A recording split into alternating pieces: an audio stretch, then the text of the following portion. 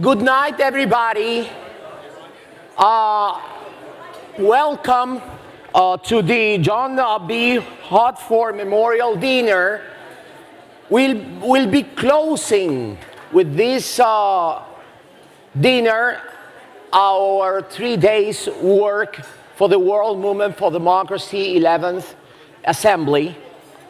My name is Tamara Adrian. I am member of the steering committee, and I will be hosting a little bit this dinner tonight. And as you know, this is the climax. We are ending our work. I say today that every time I come to this kind of assembly, I am kind of like in the middle of a popcorn machine where I am struggling to try to manage all the emotions and all the ideas that are coming into my mind at the same time. I think that might be as well your case. And there was this singer, Dominican Republic singer that was called Hector Lavoe that used to sing a song that say, Todo tiene su final. Everything has a final, everything has an end. And we are having our end now. And I would think that as me, you could agree that in spite of the fact of the after-pandemic situation, this has been a great event. We have had wonderful, great presentations, a number of important speakers, and of course, you as an audience, this wonderful audience that is part of this wonderful and each day stronger movement. On behalf of the World Movement for Democracy, I would like, first and all, to thank the hosts of this event that are, in the first hand, the Taiwan Foundation for Democracy, the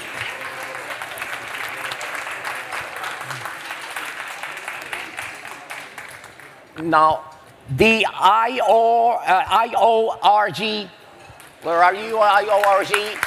You're there, thank you. The Taiwan Youth Association for Democracy. Yeah. The Garden of Hope Foundation, I love this name. And the Taiwan Sonsea LGBTIQ+ hotline. You have been amazing, amazing partners, and we want to thank you from the deepest of our hearts. I'm grateful to have just a 2 or 3 minutes opportunity to share with you some struggle I have in my mind after these 3 days of discussion. Is that as we all know, the number of autocracies, the number of dictatorships, the number of totalitarian regimes is increasing every day. And in this very difficult context, we have to innovate. We have sometimes to let behind what we have been doing for years and years, and we have to think out of the box. And my recommendation in my own tasks will be from now on to try to think all the time out of the box for the purpose of defeating all these regimes and restoring democracy in all our countries. But in those countries in which democracy is established, they have to be aware. No one, and I repeat, no one is exempt of the danger of being reseeded in democracy and even to be put at risk of becoming an authoritarian regime. Therefore, if we want to preserve democracy, we will have to redefine somehow democracy, and we will have to reimagine the democracy we need for the 21st century, including part of the discussion we had today about using the new technologies, artificial intelligence, and other tools that are most needed in order to have our task achieved. We would like also to express our gratitude to the Taiwan's Ministry of Foreign Affairs because of his generous support and hospitality. Gloria Ku, Jack Wang, and Li Shen have also been amazing partners.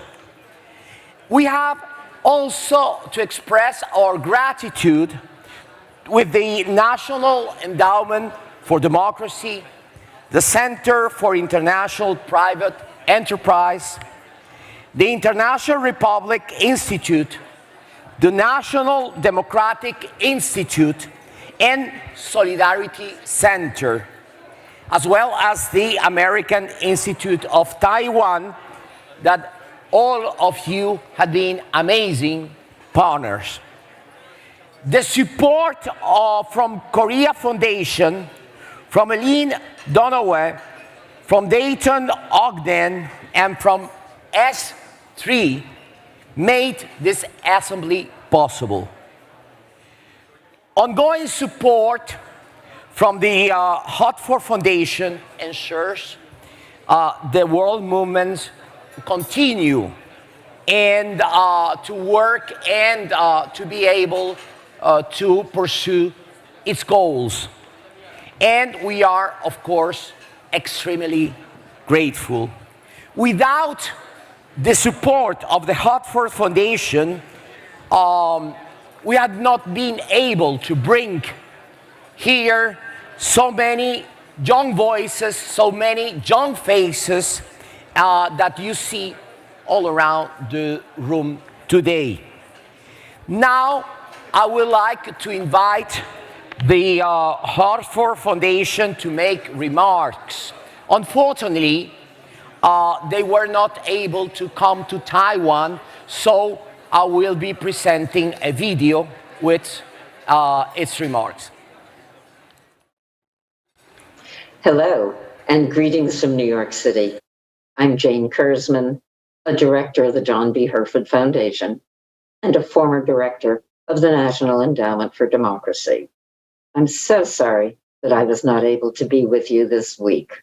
I have been attending World Movement Assemblies since 2004, and I was particularly disappointed to be missing this one, in part because it marks the 10th anniversary of the founding of the Herford Youth Fellowship Program at the NED. That program has hosted 32 youth fellows from 26 countries during the past 10 years.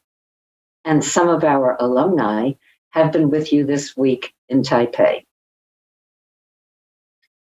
The whole idea of a world youth movement for democracy actually got its start at another global assembly in 2008 at the Fifth Assembly in Kyiv, Ukraine.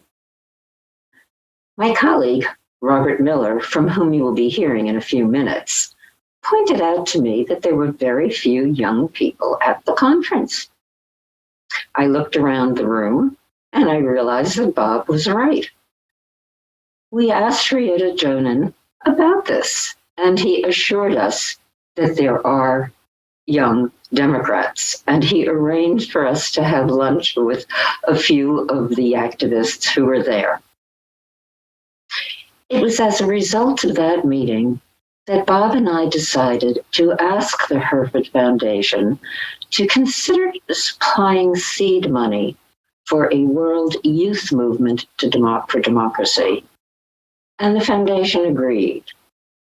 We started with 12 activists from 6 countries, and today we engage more than 400 young people from almost 30 countries. They gathered to share their ideas and experiences and to participate in social media and other activities. Needless to say, we were thrilled to learn that a third of the participants in this year's assembly are under the age of 35 years.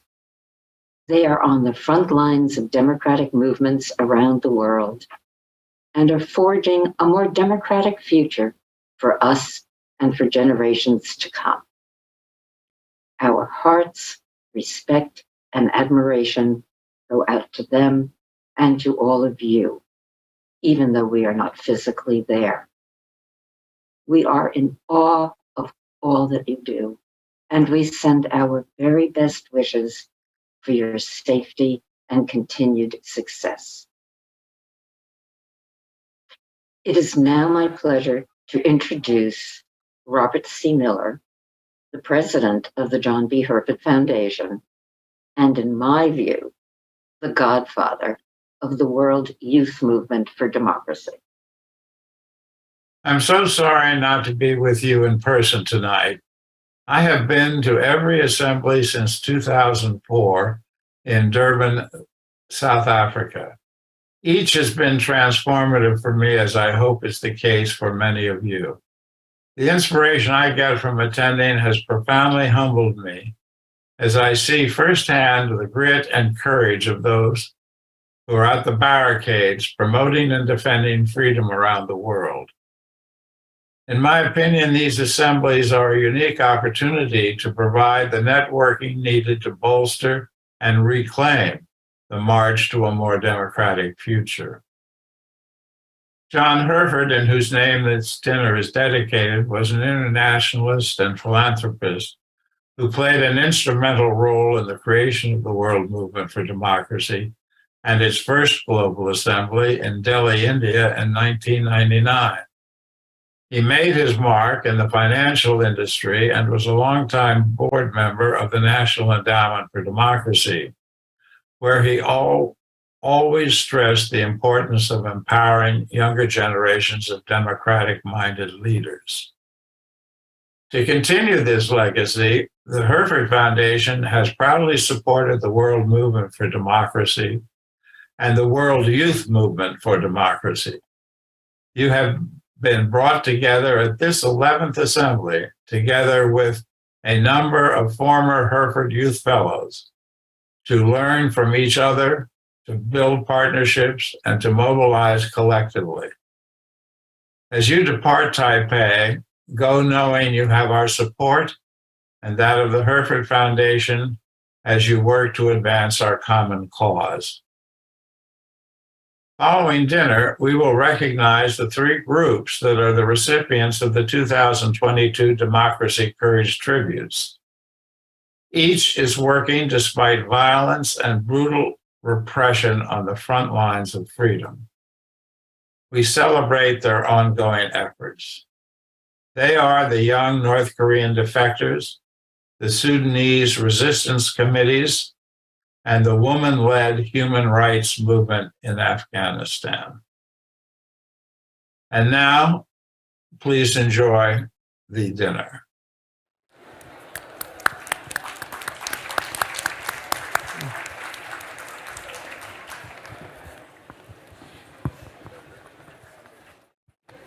And now, as you see, there are some glasses full of wine in this stage. So I would ask the 7 fellows to come to stage.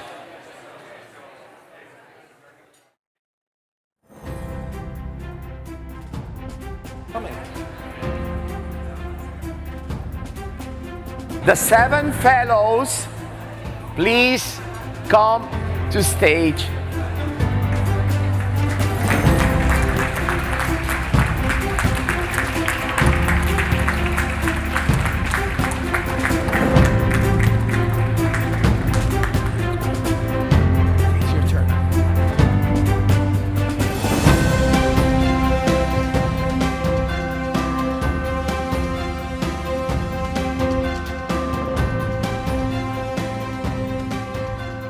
Good evening, everybody.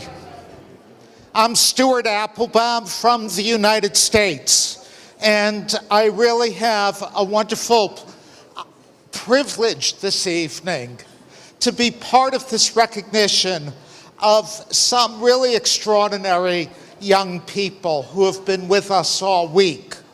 In fact, these last few days have been extraordinary, and it's something that should keep us going for a long time.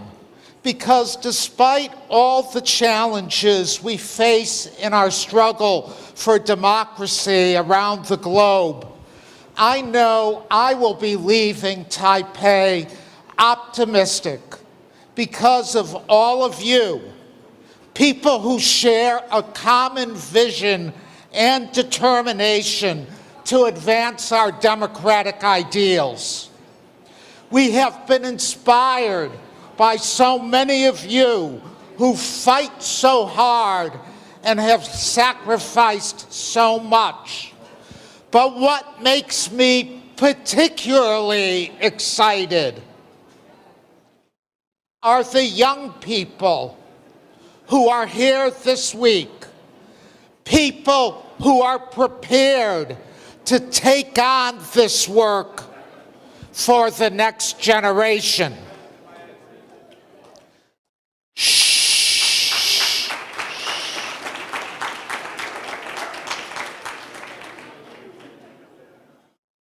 This evening, we are saluting our Hereford Youth Fellows, both former and current fellows.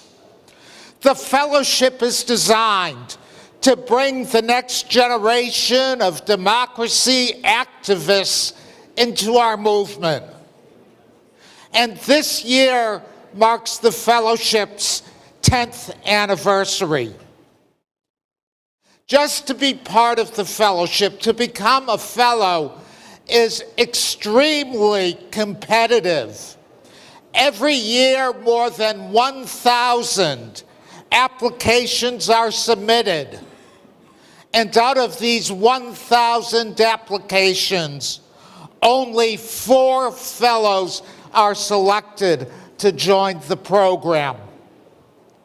Upon completion of the fellowship, the fellows serve as a regional country focal point, taking the lead in youth-related activities. These are extraordinary young people, and I would like to tell you a little bit about the fellows who have been here this week. Ateki Seta Caxton is the executive director of Network for Solidarity, Empowerment, and Transformation for All, where he works to empower youth and promote peace and democracy in Cameroon. Daria Matsiavina is a Belarusian media entrepreneur. She is currently working on a new digital urban magazine called The Village, which seeks to provide socially and politically balanced content for everyday citizens. Najmin Kamilsoy from Azerbaijan is a human rights activist and avid supporter of the NIDA civic movement, a pro-democracy youth organization that defends constitutional and human rights and promotes democratic values. Risham Wasim from Pakistan has a passion for art and activism, which has inspired her to direct and produce several documentaries on countering violent extremism and addressing sexual harassment in Pakistan. She currently serves as the creative director at Mati TV, a web TV channel that promotes peace and democracy in Pakistan. Mar Nyang from the Gambia is the founder and executive director of Gambia Participates, a civil society organization that engages communities on constitutional reform, participatory budgeting, and transitional justice. Nishkal Karal is the co-founder and secretary of the Center for Social Change, a think tank that is committed to changing the socio-political dynamics of Nepalese society through research, education, and advocacy.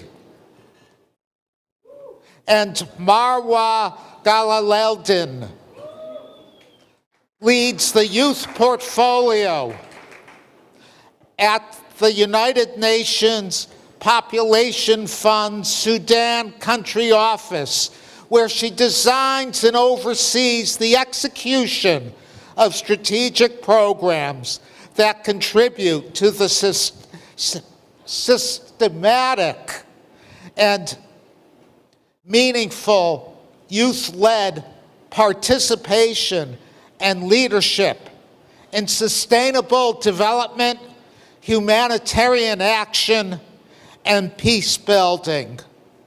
What an amazing group of individuals.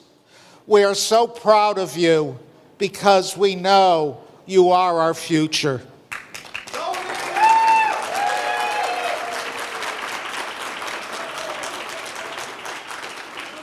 And now I would like to introduce another amazing individual, Ambassador Kelly Curry.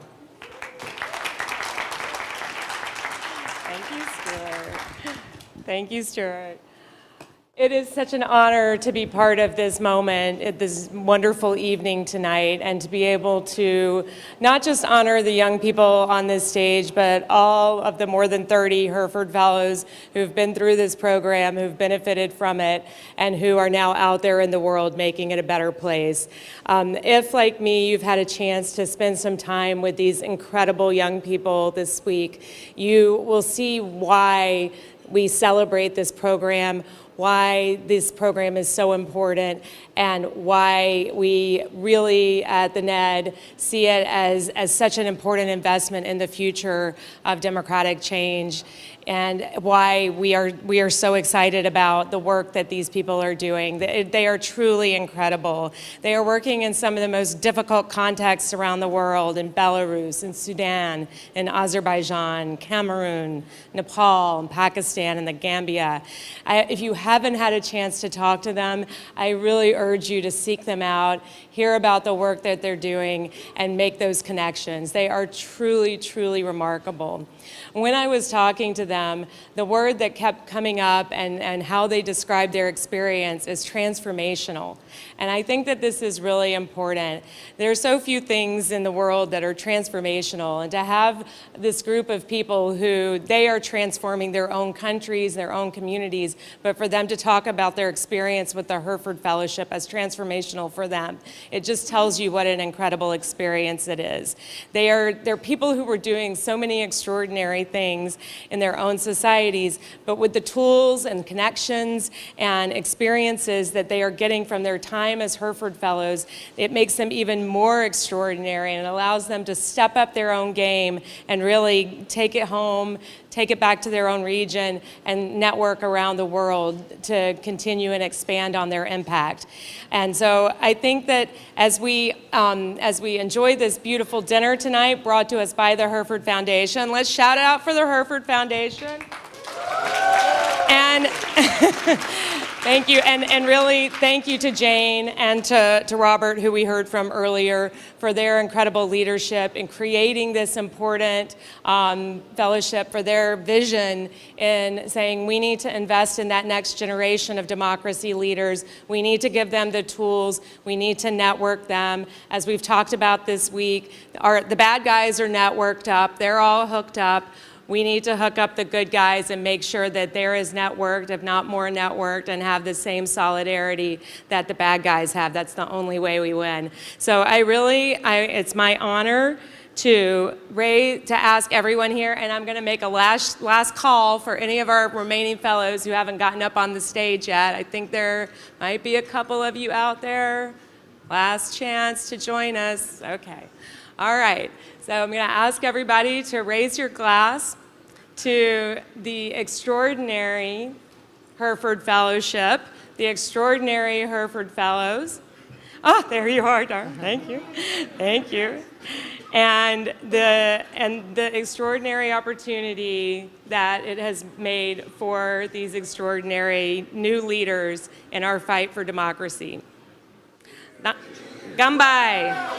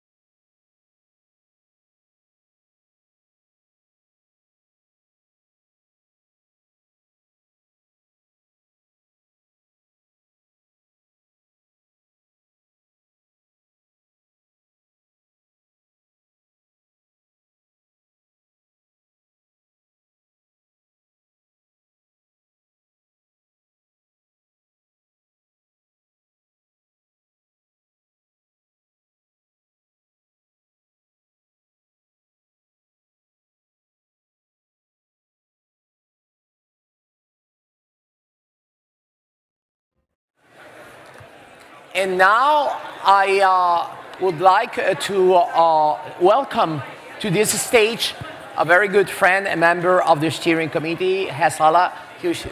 Please.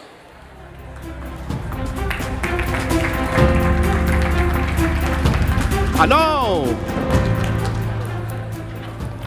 As the event were going, including the TV presentations and the speeches, I was hearing a lot of noise. Let us make the room now quiet. My name is Hassan Shire. I'm a member of the steering committee of the World Movement for Democracy. I'm the head of an organization called Defenders and African Defenders, doing a protection work for human rights defenders in the continent.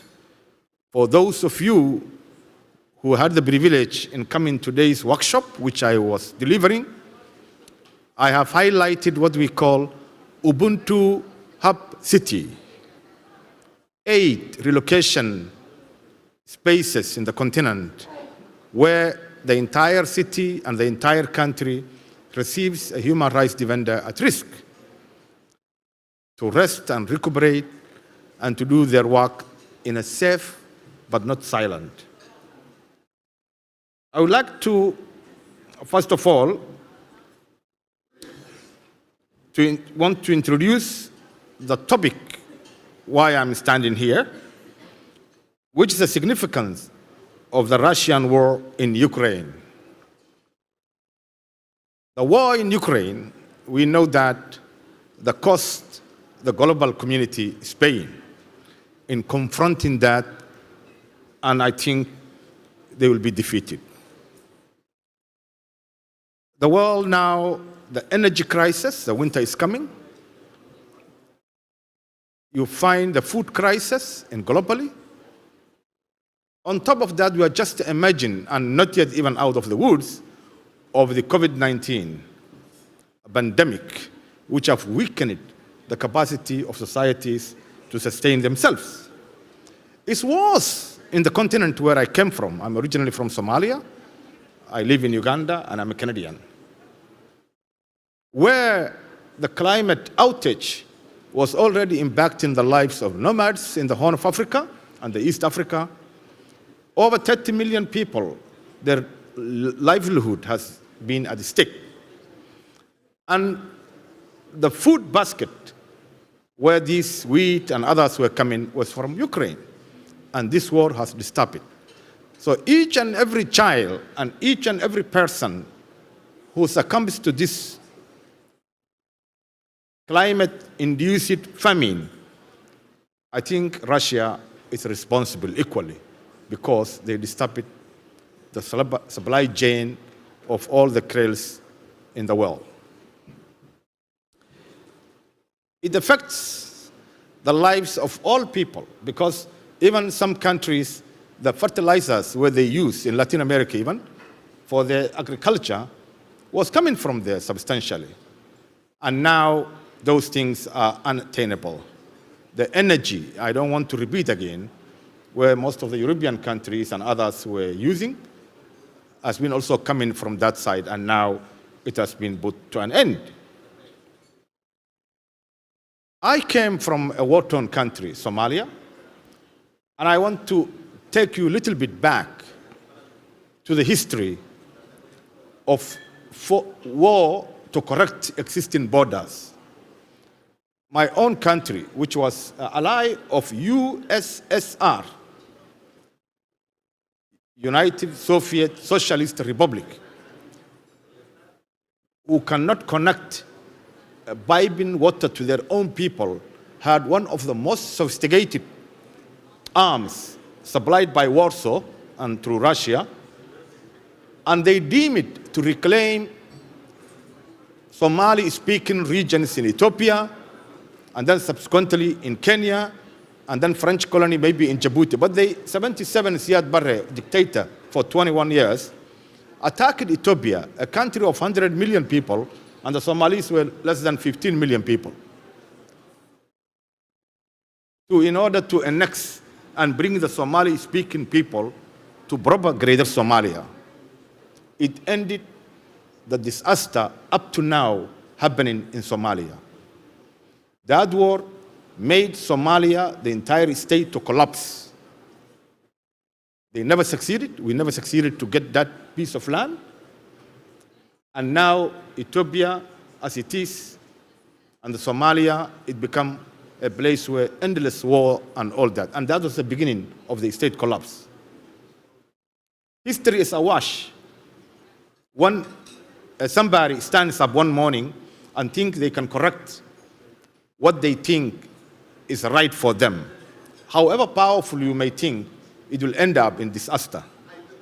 Ukraine will remain in the hands of Ukrainians, the brave people of Ukraine. In one way or another, they will regain, and you can see the determination. On the other side, you see the morale, how it is. So we are here to acknowledge that. We are here to acknowledge the bravery of the people of Ukraine and in resisting this unjust war. One African have put it very eloquently. That was the permanent representative of Kenya at the Security Council. When there was an emergency meeting in February, he eloquently emphasized it. The folly, what you call it, of attack on multilateralism, and when you try to put on its deathbed, you will end up to yourself in a deathbed. But multilateralism and respect for borders and the peoples will remain intact. And that's in the heart of the entire continental voice in a support of Ukraine. At the Security Council, sorry, at the General Assembly again, overwhelmingly, except Belarus, I think, and Eritrea, unfortunately, the rest of the world have said that Russia, what you are doing in Ukraine is wrong, and stop the aggression so that people of Ukraine will regain their dignity and independence without further bloodshed. So that's how it is. I would like now to invite everyone to watch a short video describing the situation before I invite Damon Wilson to join me on the platform. Thank you.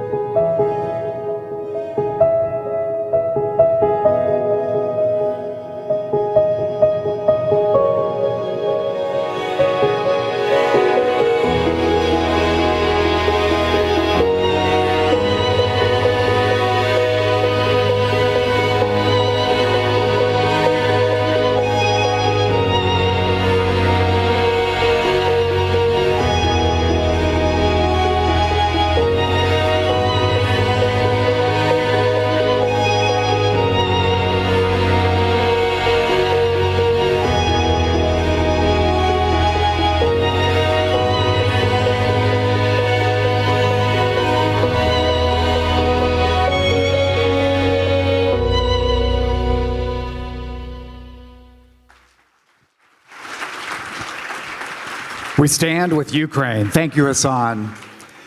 We're taking a moment tonight at the Courage Tributes to have a special recognition for the people of Ukraine. It's an echo of the National Endowment for Democracy's Democracy Award. On June 8th in Washington earlier this year, our NED Board of Directors had the honor of presenting the NED Democracy Award to the citizens, the people, the civil society of Ukraine.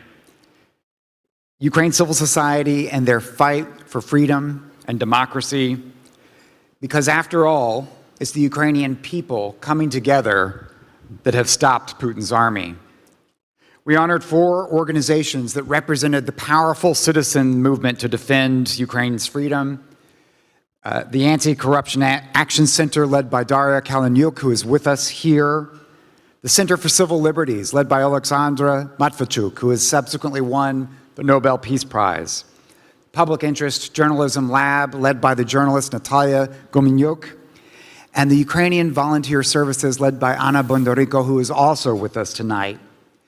These are among the more than 100 partners of the endowment all across Ukraine supporting its freedom, and they represent why the Ukrainian people will win, will reintegrate their occupied peoples, and help rebuild and emerge as a stronger democracy. It's appropriate that we're taking a moment in the Courage Tributes here in Taiwan to recognize the people of Ukraine. We've talked about the lessons for the people of Taiwan from the courage and determination we've seen. We've talked about how Ukraine, like Taiwan, is at the epicenter of the struggle for freedom today, that the future of democracy's trajectory will be directly determined by the defeat of Putin's Russia in Ukraine. But there's another tie that brings us together. As we recognize at the Democracy Award, we present the goddess of democracy, a replica, a statuette of the goddess of democracy that was erected by Chinese students in the democracy movement on Tiananmen Square. Erected on May 30th, as a sign of freedom, courage, bravery, destroyed on June 4th by a tank that crushed it in a way and a memory that we will never forget, as Xiaocheng reminds us of today. So, to represent the people of Ukraine, we're going to hear from Anna Bondarenko. Ann Applebaum, who's with us, has described Anna and her colleagues, their work, as the other Ukrainian army, the voluntary. You walk into Anna Bondarenko's office in Odessa,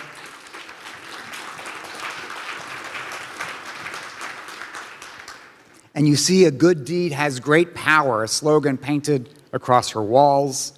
Anna Bondarenko came to the United States as an exchange student. She was inspired by the culture of volunteerism and went back to Ukraine wanting to match people who wanted to contribute to their community, to organizations across Ukraine. And when war came, she mobilized more than 100,000 volunteers, 900 organizations across Ukraine.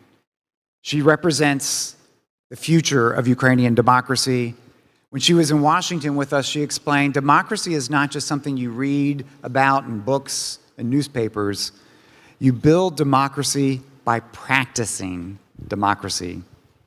Anna, please join us on the stage.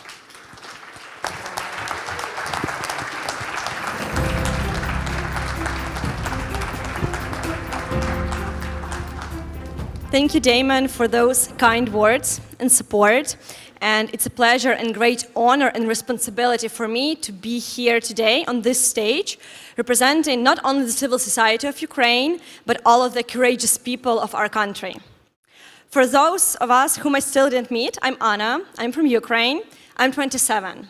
And I was very lucky because I was born in independent Ukraine, I was raised in independent Ukraine, and for the last 8 years, after the beginning of the Russian aggression, I've been volunteering in various initiatives, which goal was to ensure that Ukraine remains independent.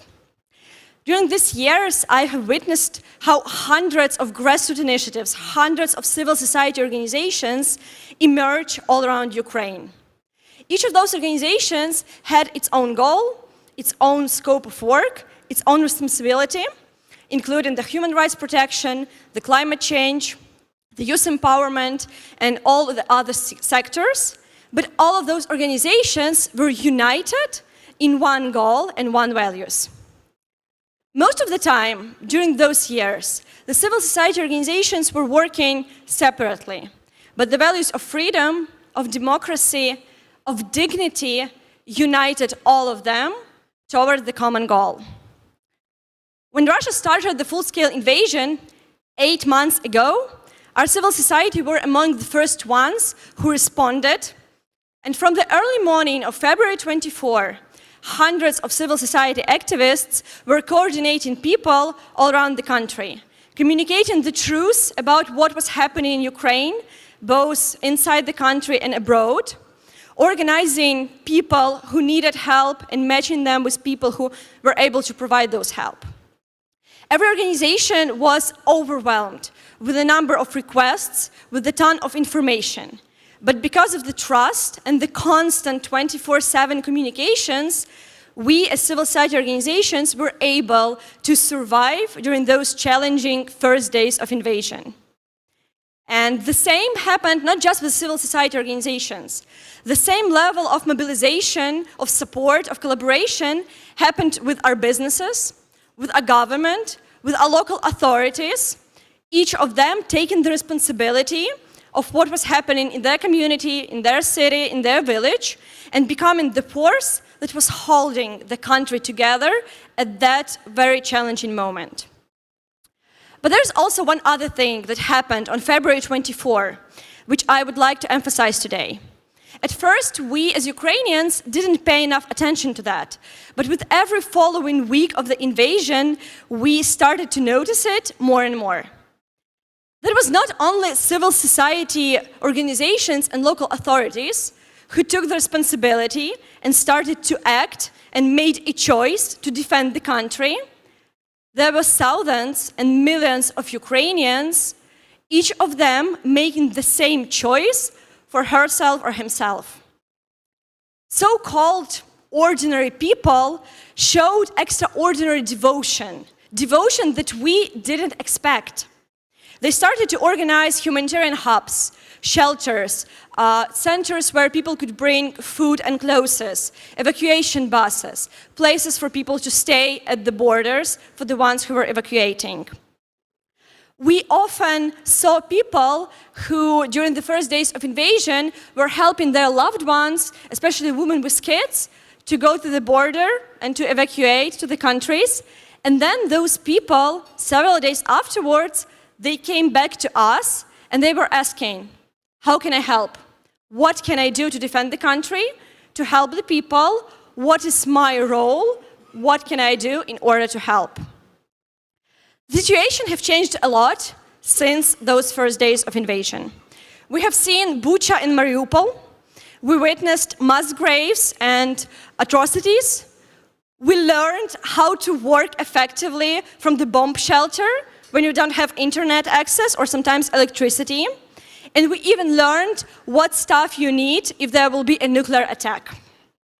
But the one thing that remains the same since the first days of invasion, and it is the same right now, is that Ukrainians continue to devote their time, their effort, their spirit in order to help those in need, and of course in order to help our defenders. So they will be able to liberate the territories that are occupied right now, so that those atrocities, those war crimes that we have already seen in some parts of our country will come to an end and the people will stop suffering. And for me, all of that is actually a sign. It's a sign that Ukrainians are practicing democracy not just with our words, but with what we do every single day. Those people, the volunteers, the people all around Ukraine who help, they never, learned the language of democracy. I doubt whether they read Anne Applebaum's books or some other smart books, about values, democracy, dignity, and all of that. But in their action, they actually bring life to all of those ideas and then make them important. It's not just the institutions, but the ordinary, common, so-called common people who are with their beliefs and their actions making the change right now. In Ukraine, one of the most famous sayings during those 8 months has been that bravery is stronger than bombs. And if you're brave, if you're honest, and if you're ready to defend the core values you believe in, you cannot be frightened by missiles or drones or bombs anymore. Of course, you still can wake up to the sound of explosions, like I did just several weeks ago when I was visiting Zaporizhia, which was really next to the frontier line. Of course, you are still afraid. You still have to deal with the power outages, with the enormous stress, with burnout and the bad news. Sometimes it seems like bad news never end.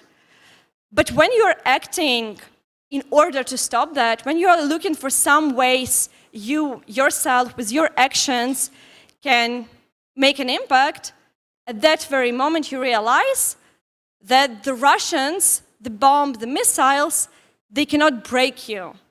Because you know in your heart that despite everything, you will never surrender. And that's the moment where your fear goes away. It just disappears. But what's actually one other thing which is really important in this fight? What is the engine, that keeps all of us, sacrificing a big part of our lives to fight for freedom? That is actually all of you. All Ukrainians during those 8 months, we experienced this extraordinary feeling of solidarity, feeling of support from people from all over the world. And there are no words I can say to express all of my gratitude to all those of you who on the different parts of the world were thinking about us, talking about us, helping us, and being there with us in the moment when we really needed it. We are really thankful and we appreciate so much every single person and every single country who hosted our refugees, who helped our kids get education while Ukraine was under attacks, who gathered supplies for our hospitals and our schools so they will be able to continue working. For all of us and all of you who have been sharing the truth and fighting the fake news, the propaganda, who've been tweeting the right things, the true things that are happening in Ukraine, we see And we feel and we are extremely thankful for all of this support. And in Ukraine, we fight not only for our freedom, our democracy, and the values we believe in. As a nation, we truly believe that this should be the final battle, between the good and the evil. We believe that now is the best time to put an end to those regimes, and now is the right time to show Russia and the whole world that situation and the world has changed, and those atrocities, those war crimes, that they were not punished for years, that is not something that will continue to happen. Now is enough. And that's why we never go for a peace deal, and that's why we never surrender, because we know that anything less than defeat of Russia will only lead to the next war in the next years, or in another country, and not only the countries that are bordering with Russia. And we also know that together we can stand against this evil. That's what we learned during the last months. Together we were already standing to this huge evil, and we continue to do it with your support. We can together find the courage in our hearts in the most challenging situations, and we can find the new allies among those people who maybe look different, speak different languages, have different backgrounds, but share the same values of dignity, of human rights, of life and democracy. As Ukrainians, we want to strengthen our ties with all of the democratic fighters all over the world. And that's what actually our Ukrainian group was doing during the last days. And it was amazing to feel and see the work that all of you are doing in such challenging, such hard environments all over the world. Together we can do more. Together we can become stronger. Together our voices can become louder. And as it has been already said so many times, together we can unite in order to build a more fair world, a more just world, a more democratic world. So let me finish this speech with my biggest dream, which is not only to imagine the world, the better world, but actually to, during my life, to see this world where people don't suffer from such things as right now we do in Ukraine, but also which happens in so many countries all over the world. And I would like to finish my speech with the words of acknowledgement of courageous, amazing, and brave Ukrainian society, our volunteers, our civil society, our common people, and of course our defenders. With the words of appreciation to all of you for supporting Ukraine and being there with us, and also with the words of hope that one day we will be able to host such a conference in peaceful Kiev, and at that moment we will discuss how much we all achieved to prove that democracy is the true, right, and valuable thing, an inevitable part of our world. So thank you so much for that.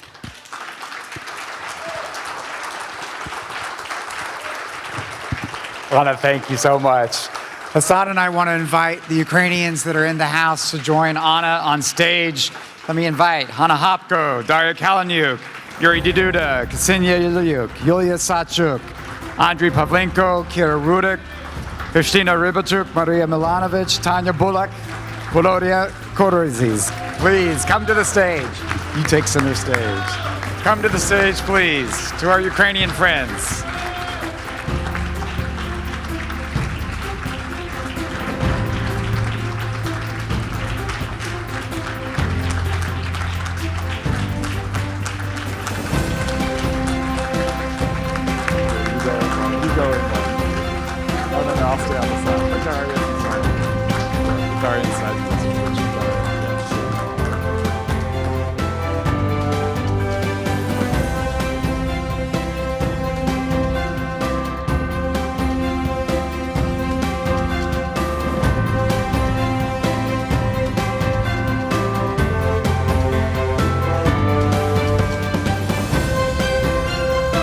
Of applause. Thank you. Slava Ukraini. Thank you.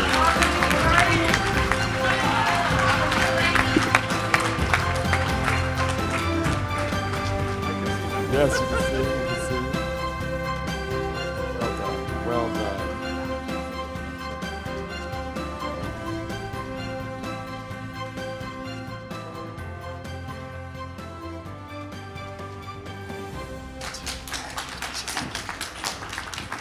Thank you.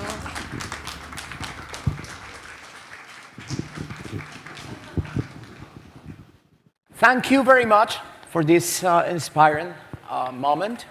Now we will have a break in this presentation in order to have our dinner. During the dinner, we'll be joined in the stage by the musician Serrado.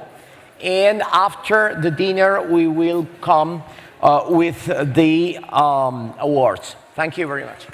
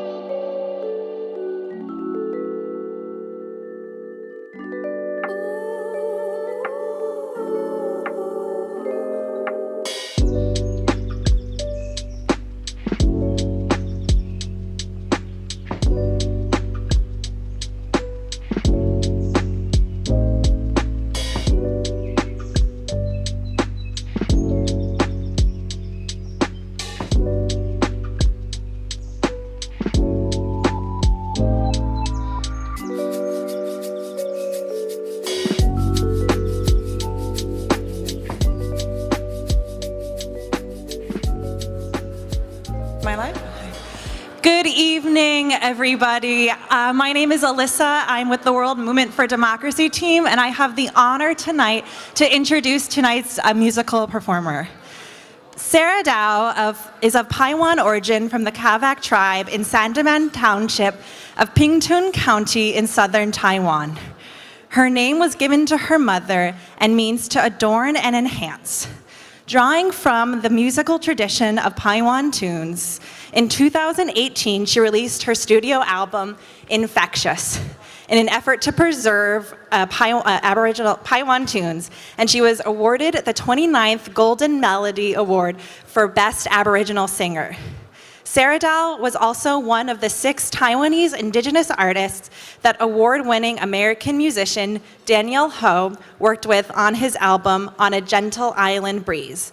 The album was nominated for the Grammy Awards Best World Music Album in 2013.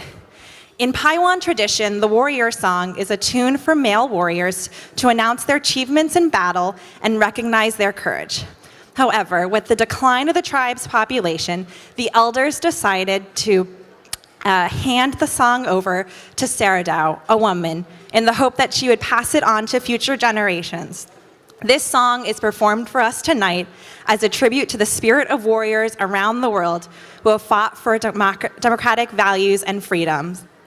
Like the significance of her name, Sarah Dow hopes to color her surroundings and pass on her tribe's tradition and passion for singing for future generations of the Paiwan people. At the end of the World Movement for Democracy's 3-day global assembly, this next song, Coloring, is a symbol of the scattering of the seeds of democracy and promoting solidarity and cooperation among the democracies so that democracies around the world will come together and grow even stronger.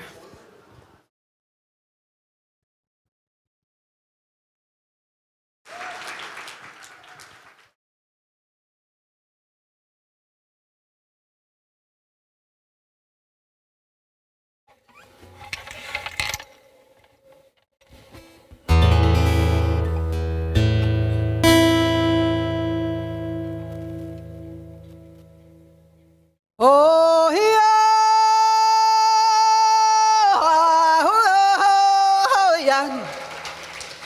Oh, yeah. Hey, oh,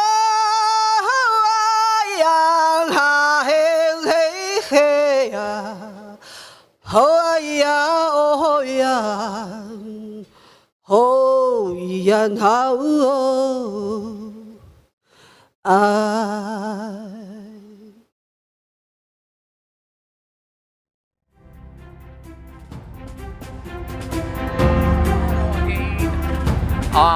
Okay, now, are you enjoying the dinner?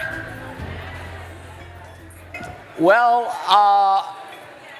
we are not finished. We are now entering into the core part of this dinner, which is referred to the 2022 Democracy Courage Tributes. When we face, we are put in face of how deeply enrooted within the world and around the world is the struggle, but also the courage in order to fight against autocracies, against dictatorships, and reestablish democracy. We think that it is important to recognize those who had been an example for the world and for us. Without solidarity, the threats to democracy are impossible to be resolved. And to express and build solidarity, the World Movement for Democracy presents the Democracy Courage Tributes to give special recognition to the extraordinary efforts of groups movements that are working under particularly difficult circumstances. Together, we remind one another that we are not alone in our struggles. Before we present our awards, I would like to invite my fellow member of the steering committee from Ukraine, Svitlana Salishkuk, who served in this subcommittee that selected the recipients of the tribute this year. I know that this was a especially difficult task, and there were so many people that would have had the ability to get these awards, but in this difficult task, the groups that were chosen were selected by this subcommittee. Unfortunately, Svitlana was not able to come to Taiwan, therefore she will be presented her words via this video. Thank you.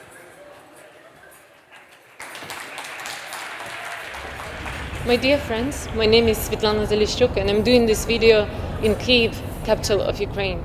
I greatly regret that I'm not in Taiwan with you. I currently work with an energy company here in Ukraine to ensure that we are prepared for a very, very tough winter to come. Tonight is a special moment for the world movement as a global community of democracy advocates. It is the moment for us to recognize and celebrate the extraordinary courage demonstrated by fellow activists.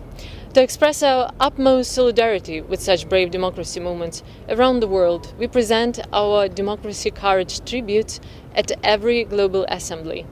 In my capacity as a member of the World Movement Steering Committee, I have had a privilege to serve on the subcommittee to review nominations and select recipient of this year's tributes.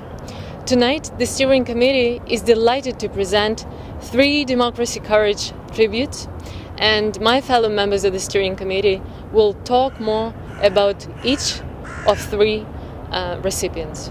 You know, only today there was a number of rocket attacks on my city and on many cities in Ukraine. Those authoritarian, totalitarian leaders, they tried to deprive us of heat and electricity here, but they can't take away one thing: our freedom and our rights to fight for it. And this is why I would like to say that, to me personally, those recipients are my source of inspiration as I, along with fellow Ukrainian citizens, fight to defend our country. This is why I'm particularly sad that I'm not with you to express my personal solidarity with leaders of brave democracy movements. Thank you for your courage and leadership. Tonight, the World Movement for Democracy stands with you.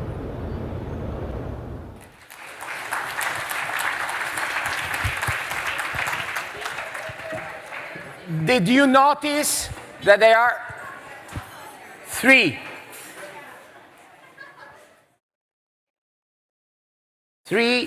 awards granted tonight? And the first Courage tribute of this year goes to a very special group of people that had been fighting for democracy in very, very difficult situations.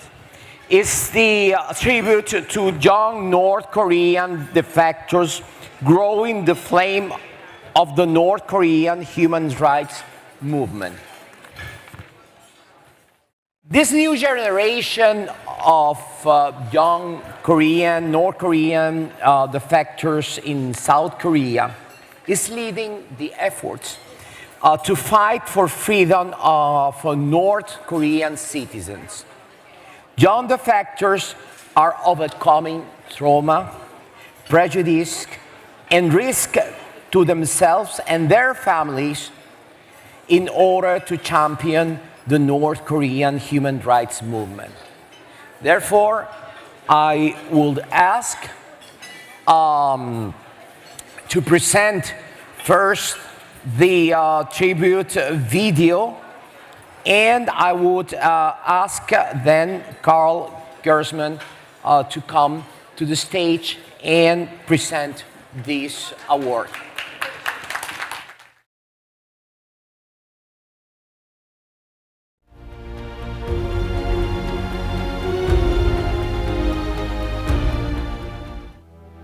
North Korea is the most closed country in the world, and the Kim Jong-un regime maintains almost absolute power over its citizens.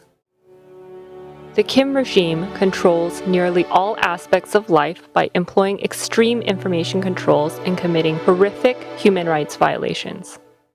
Because of the severely closed nature of the country, many stories go untold, including those of defectors who risk their lives to leave the country.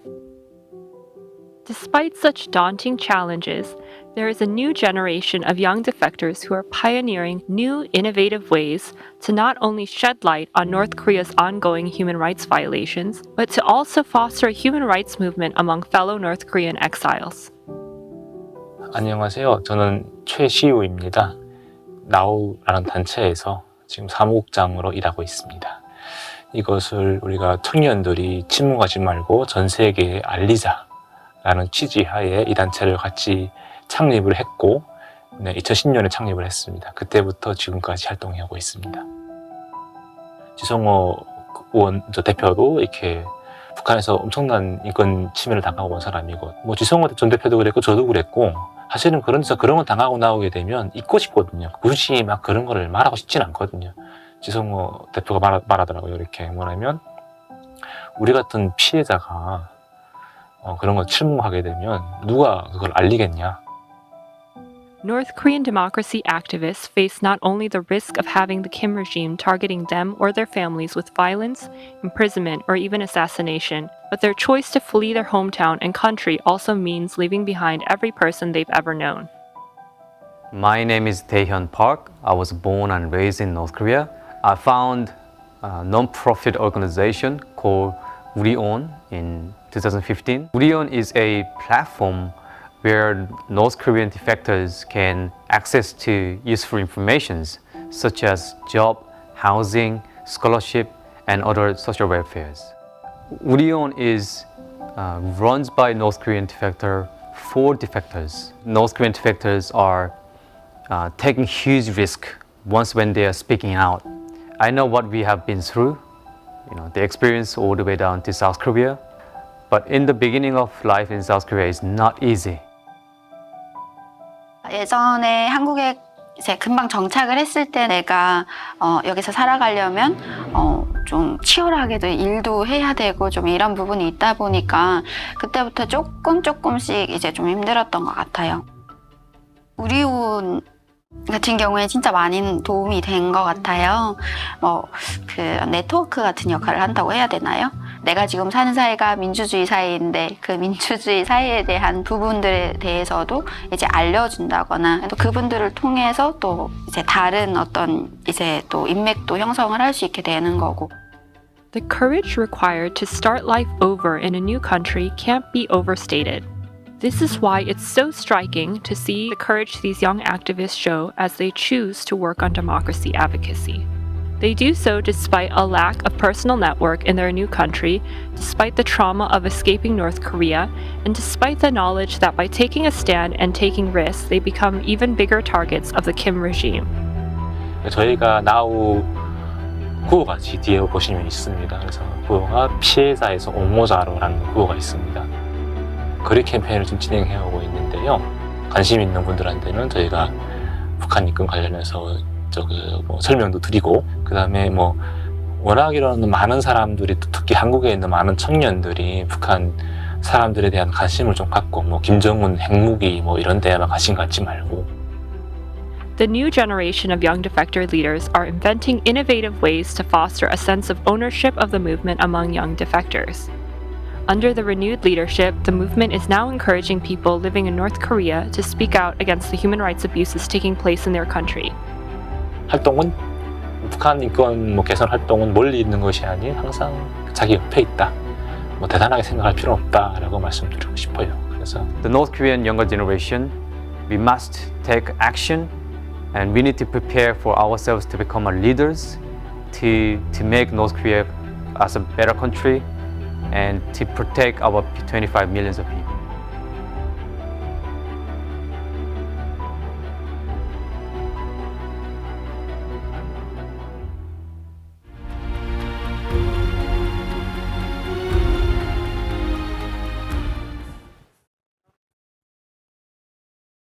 Thank you, thank you, thank you, thank you. You know, I want to begin by, hard to see everyone, I want to begin by thanking the Taiwan Foundation for Democracy, the Ketty, Damon and the Ned, Ryota and the World Movement for Democracy, and everyone who did so much to make this 11th Assembly the best one ever. I can remember when we started this thing back in India in 1999, whoever thought it would come to this and be so utterly important for the world today. So I just think it's been a terrific assembly. You know, the gathering of people, the spirit, the motivation, the inspiration. I think it's just been a wonderful assembly. So thank you, thank you. North Korea is arguably the most repressive country in the entire world. I know that there's a lot of competition for being the most repressive, and you'll find places in some countries which are terrible, but as a country as a whole, it is the most repressive.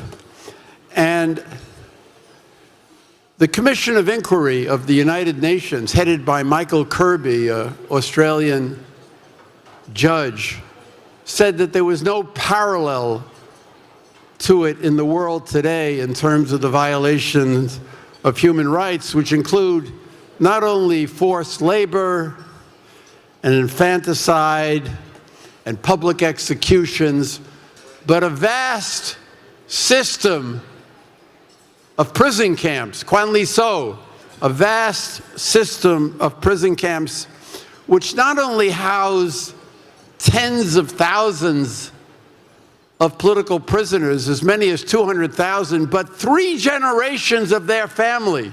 3 generations are considered guilty and must suffer punishment because one person has been convicted of crimes against the state. And it was until the famine, the great famine of the 1990s, it was the most closed country in the world. And in that famine, North Korea only has a population of 24, 25 million, but in that famine, 1 to 3 million people died.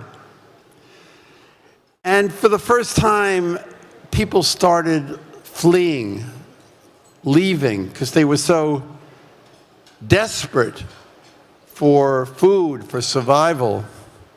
And they fled in a very, very difficult way.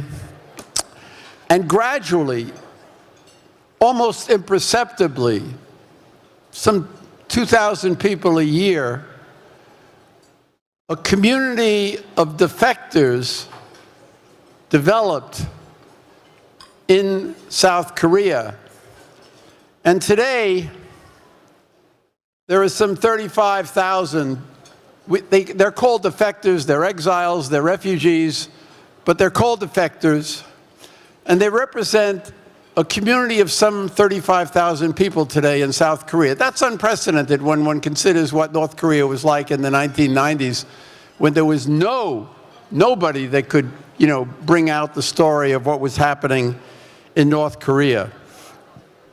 And they were traumatized when they came out, but they've not only made their adjustment to an utterly different society in South Korea, but they've created some 40 non-governmental organizations that try to help both the people who've left, but also the people back in North Korea. They felt that they had a responsibility to help the people that they had left behind.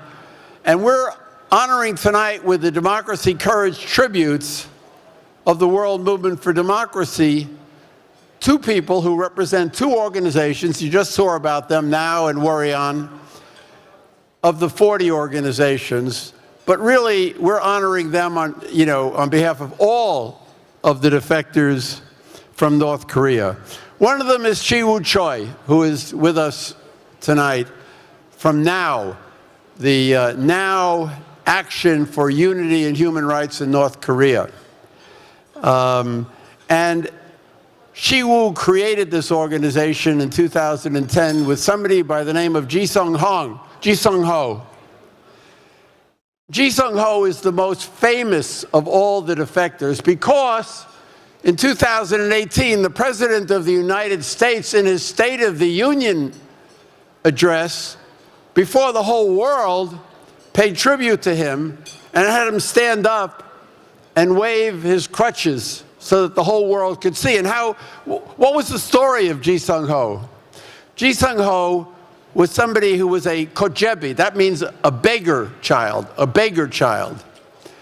And in 1996, he was desperate and he climbed on a train to steal coal that he could trade for food because he was starving, and he went unconscious and he fell from the train, and another train ran over him and severed his left hand and his left foot. But his sister and his brother gave him food, sustained him, helped him recover. His father was executed. But in 2006, he escaped on these crutches, walking thousands of miles through China, Laos, Thailand, and eventually to South Korea, and he made it to South Korea. But he didn't give up when he arrived in South Korea. He didn't give up. And he created this organization with Chi-Woo Choi, who is with us tonight. And what happened with him, because he was so famous, this kojebi, this beggar child, is now a member of parliament in the National Assembly in South Korea. And that's really why he couldn't be with us tonight.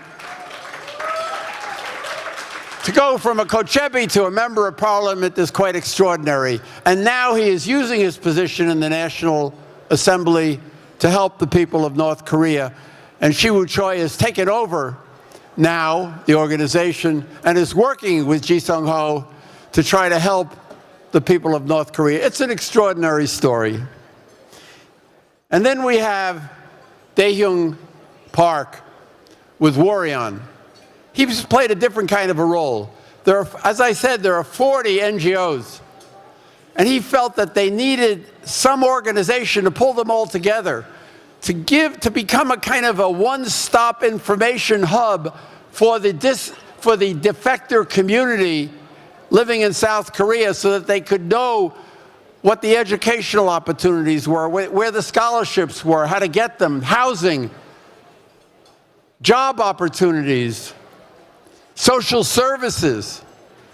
And he pulled this thing together, and they're also helping them understand and become part of the human rights movement for North Korea, so they can play that role as they adjust to South Korean society. And this community, because of an organization like Worry On, is now in a position not only to help people resettle in South Korea, but also to help liberate the people in North Korea. And I believe it's possible. There are now 6 million iPhones in North Korea. 6 million, think of that, in North Korea, which was totally closed to the outside world. And they've got markets that have developed all over the country, which have become a space for civil society. North Korea will be liberated. And when it is liberated, these defectors who are getting education will become a critical part of the rebuilding of North Korea after generations of totalitarianism and brainwashing. These defectors, and tonight we have with us Shiwoo Choi and Daehyung Park, they have a special understanding of the difference between democracy and totalitarianism. They have escaped from hell. It's a little corner of hell. That was what Anna Politkovskaya called Chechnya once, the great Russian journalist who was murdered. North Korea is a little corner of hell in the world today, and they escaped from it. And they escaped to South Korea. And I talked to them a couple of days ago, and they said to me that they considered South Korea to be heaven. Now, a lot of people in South Korea would think that's crazy. They take democracy for granted. They're very divided politically. A lot of them don't even seem to care very much about the people in North Korea and worry that if you speak too loudly about human rights in North Korea, it may threaten nuclear war or something. But they understand the difference between heaven and hell. They understand the difference between North Korea and South Korea, a society in South Korea where people are not afraid, where they have freedom. They understand, and they told me about this, the difference when they were in Taiwan, the difference between Taiwan and China, because when they escaped, they lived in China for a while, which is also a totalitarian society, even though it is not as oppressive as North Korea. They understand the difference between dictatorship and democracy. They understand the difference between autocracy, Inc., and the World Movement for Democracy, which is dedicated to the liberation of people who are living under such systems.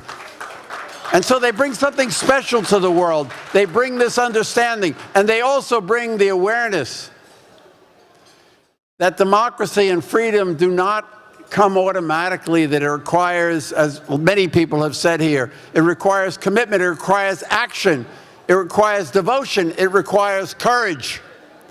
And it's because of that that it is my great, great honor tonight to present the Democracy Courage Tribute to Shiwoo Choi and Daehyun Park on behalf of all of the defectors and even the people left in North Korea who will someday be free.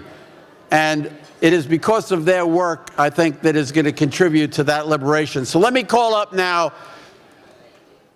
Shiwoo Choi and Daehyung Park to receive the World Movement for Democracy's Democracy Courage Tribute. They have courage.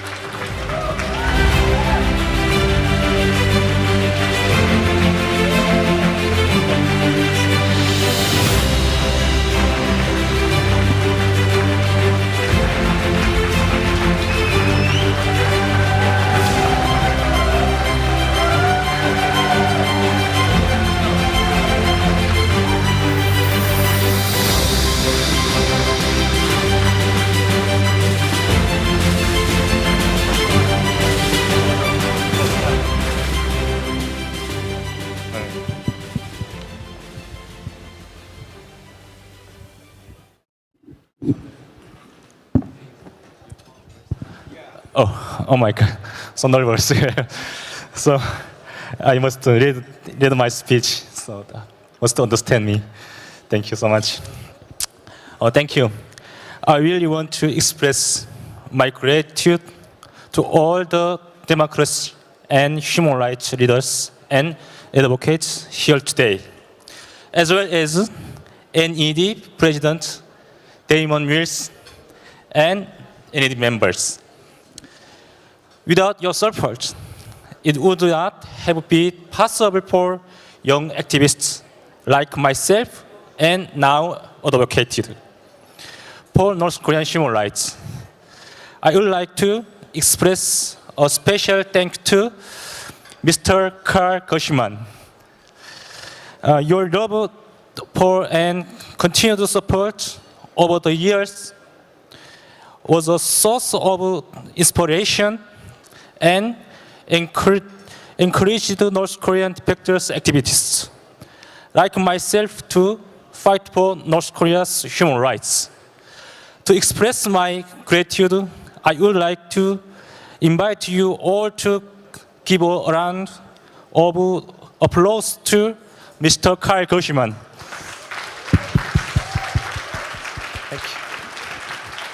Thank you. Thank you, Gershman. I had a simple dream, and that was escape the hell that was North Korea, forget all the pain and suffering, and live in the South, where I can enjoy freedom, hope, and happiness. I wanted to forget about those I left behind, and no longer wanted to think about the fear and the oppression I faced in North Korea. However, I could not simply forget. As I know, I have been involved in North Korea human rights movement for 12 years, because I knew that as a victim that experienced human rights abuse, I must not stay silent. If I stay silent, I knew that the oppression and abuse will forever be buried and will continue. Every day, people like you and I are born in North Korea only to live under strict state control and violence. What is more tragic is that many of them accept the conditions because they are not aware of human rights and democracy. As North Korean defectors, we do not bear the duty absolutely advocated on behalf of the residents of North Korea. However, if I remain silent about their suffering and human rights abuse, I will live with that guilty of not using my newfound freedom to help those that do not have them.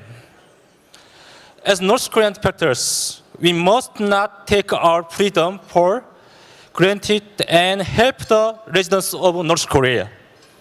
We must be the hope for those we left behind. I and many North Korean defectors will overcome the pain and suffering and continue to advocate for those back in North Korea who do not have a voice. To this, we also need to solidarity and interest from all of you here today and the greater international community. Without your support and interest, North Korea's human rights abuse will continue. With your solidarity, we gain the strength to continue our advocacy and fight for human rights in North Korea. Please help us give the hope of human rights to the people of North Korea.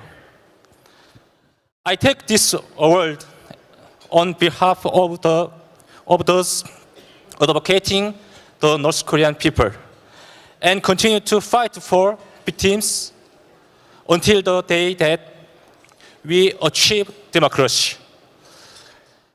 I am honored to receive this award on behalf of the defector leaders who are leading the North Korean human rights movement. Thank you so much. Thank you. Thank you, Karl-Gershman. Thank you, Eddie. Thank you.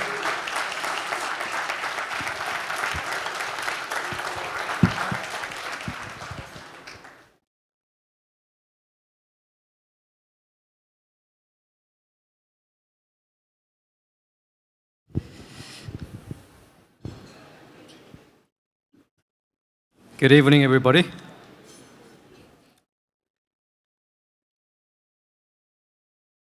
Mr. Damon Wilson, and former President Karl Gershman, Taiwan Foundation for Democracy, and ladies and gentlemen, thank you so much for your welcome. As you may know that today, South Korea is 9th largest economy in the world. You may not know that not so long ago, in the early 1970s, it was still smaller than North Korea's per capita basis. What happened to those two countries in the last 50 years that made South Korea so rich and North Korea so poor? The Korean Peninsula was divided in 1945, and that's where the story really begins. South Korea adopted an open economic system and gradually transformed into a democratic and prosperous country. However, the North Korean regime continuously isolated North Korean people from the outside world, indoctrinated and deceived them, and attempt to control every aspect of North Korean people's life.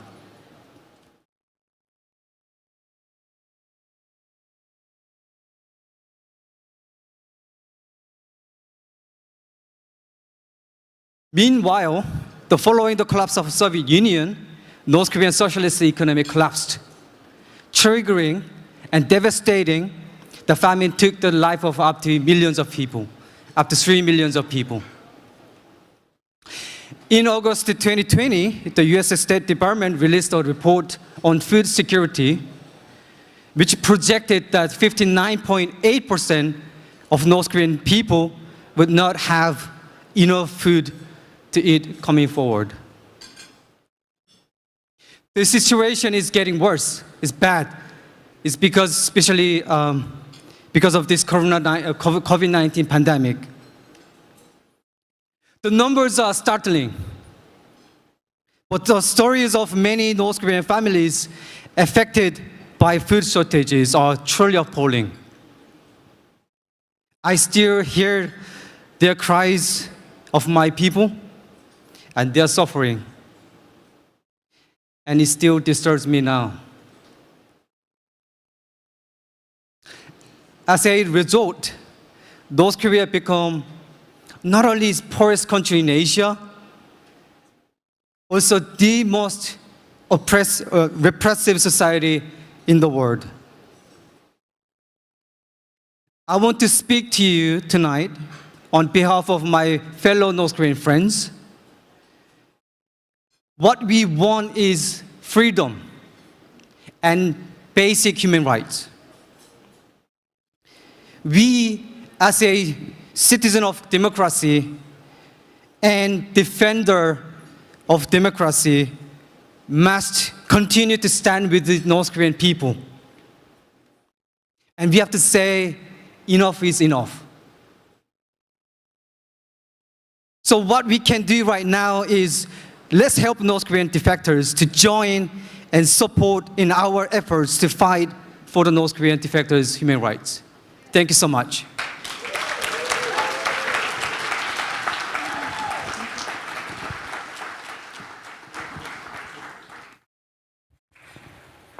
That's encouraging. Of course, we feel motivated and committed to this fight for democracy, for peace, and against autocracies, dictatorships, and even, as in the case of North Korea, totalitarian regimes. The second Democracy Courage tribute wants to render a tribute to the people that are mobilized in the streets. In spite of the pandemics, people are in the streets. People are fighting for democracy. Some countries during the pandemics use the pandemics in order to better control the population and try to discourage and impede protest. They did not succeed. And we start this assembly by saying that in spite of these changes that we have had in the past, in recent years, the courage of people still there, and it's now more present than ever. In Sudan, the protests started in December 2018 in the streets, and the Sudanese resistance committees start to be present and have a backbone, a pro-democracy movement in the streets. 4 years later, or even more than 4 years later, what we see in this country is 2 coups d'etat and mass violence by the military against civilians. And in spite of this turmoil, resistance committees have grown, have organized countless number of peaceful protests against the military regime. And this second courage tribute goes to the people of Sudan, and we will present a short tribute video, and I will ask further to Hassan Shire to introduce this award. Thank you.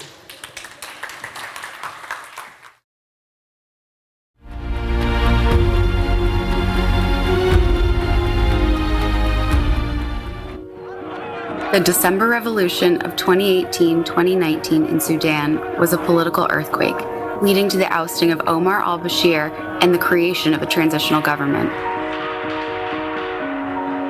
As the revolution unfolded, Sudanese resistance committees took on an increasingly large organizing role. In particular, at the massive influential 2019 sit-in in front of military headquarters, resistance committees were the main organizing force in creating a new Sudan. 2 years later, in response to the October 2021 military coup, Sudan's resistance committees again took a prominent role in the country's struggle to establish democratic institutions. Even before the military junta announced the coup on state TV, people were mobilized by the committees to protest and reject the coup. Security forces controlled by the military coup leaders committed a series of atrocities and killed over 100 peaceful protesters. Many politicians were simultaneously compromising with the military junta. However, the resistance committees took a principled stand and remained independent. The resistance committees organized continuous protests across the country for more than a year. This protest movement has a strategic focus on 3 demands: no negotiation, no partnership, and no legitimacy for the military. Military leaders have had difficulty silencing this movement, largely because of the ways the resistance committees function autonomously and independently of each other, rather than in a centralized fashion. The resistance committees are also deeply rooted in neighborhoods and localized civic action. This helps give them legitimacy in the eyes of everyday citizens. The broad array of independent organizations has enabled the movement to adapt quickly and in innovative ways to evade the military's attempts to clamp down on them. The committees have also epitomized some advantages of grassroots democracy movements led by numerous independent groups. For example, when the internet was shut down by the military, the committees were able to provide local services while the government couldn't. Despite the diverse and horizontal nature of the movement, the resistance committees have also been able to align on forward-looking political declarations. Resistance committees have designed and built consensus on visions for future governance systems. Everyone has to come in together, and everyone has to understand that it's not one person's job, but it's everyone together to come up with the same spirit, with the same attitude that is here now, with this sense of peacefulness and sense of brotherhood. Seeing average Sudanese citizens come together to participate in activities led by the resistance committees is an inspiring sight.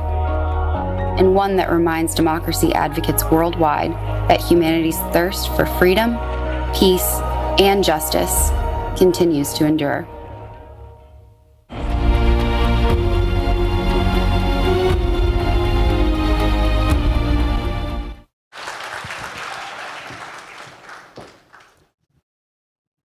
Hello there.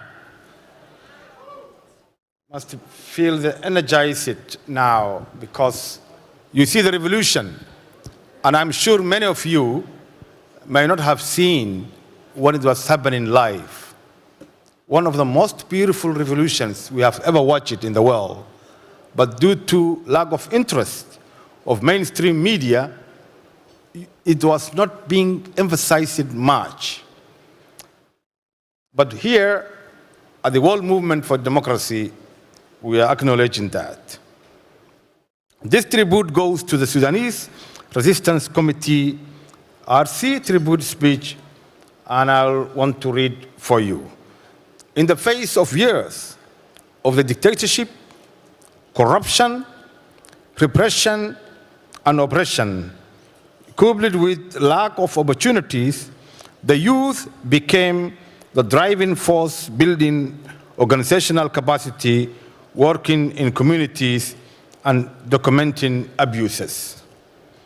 These young men and women are fighting back against years of restrictions, humiliation, and grave human rights violations that has been committed with impunity and no hope for accountability. That was considered spontaneous protests become not only popular and peaceful, but genuine grassroots uprising, a people's revolution. The Sudanese Neighborhood Resistance Committee, a community-based social movement, mobilized and led protests between 2018 and 2019 in efforts to counter violent state repression and tactically innovated and decentralized of protest. The Sudanese Resistance Committee were organically formed across the country after the major countrywide protests that ousted the dictator Omar al-Bashir. He was 30 years entrenched there. They are well known for their unique strategic organization and have always taken the security services by surprise to claim their democratic space. The Resistance Committee organized a numerous marches against the military dictatorship and the coup after the event of 3rd June 2019, where state forces attacked peaceful sit-ins around Sudan, killing and raping civilians. Whilst the country was under a complete internet shutdown, their commitment to civic government was cemented, as well as to the slogan of the Sudanese revolution, namely freedom, peace, and justice. They took on the role of state and decision makers, demanding none of their privileges. For instance, during the transitional period in Sudan, in addition to engaging in popular political and protest actions in support of demands of the Sudanese revolution, the Resistance Committee supported service delivery in their neighborhoods. Young women and men rebuilt schools, supervised bread quotes, and even monitored mining activities in their area, among other things, including delivering medical services.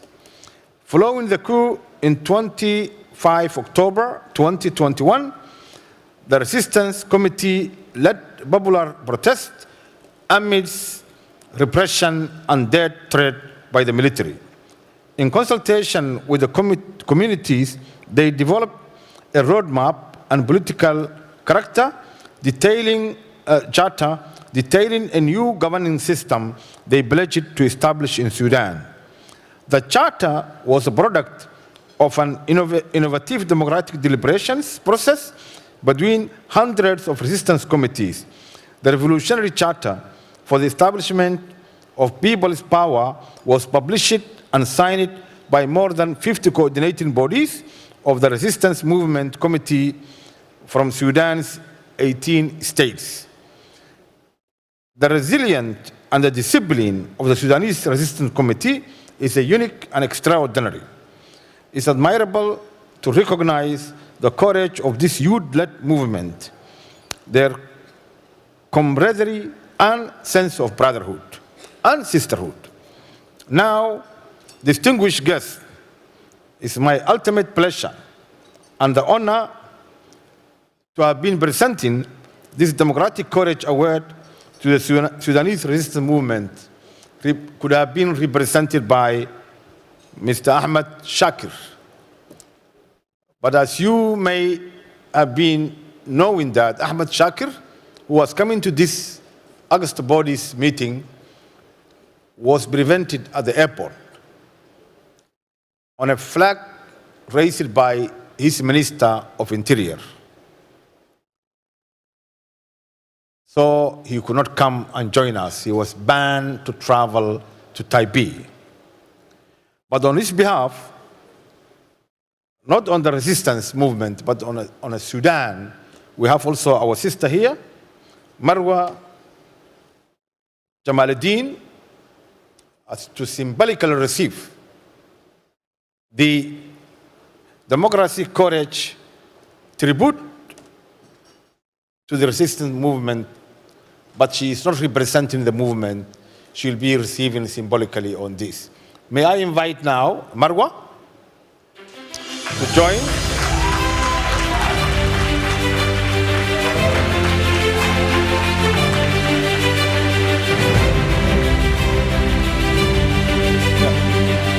Marwa, the peaceful struggle for democracy requires courage, perseverance, and devotion to the value of universal human rights, pluralism, and the rule of law. Those who defend and promote these values in the most difficult circumstances deserve international recognition and the support of democrats everywhere. It is in this spirit that the World Movement for Democracy, to whom I represent as a steering committee member, is proud to honor Sudanese resistance committees working across communities to claim democratic space and to pledge solidarity with their struggle for democracy and human dignity. On behalf of my chair, Maria Ressa, please receive this award.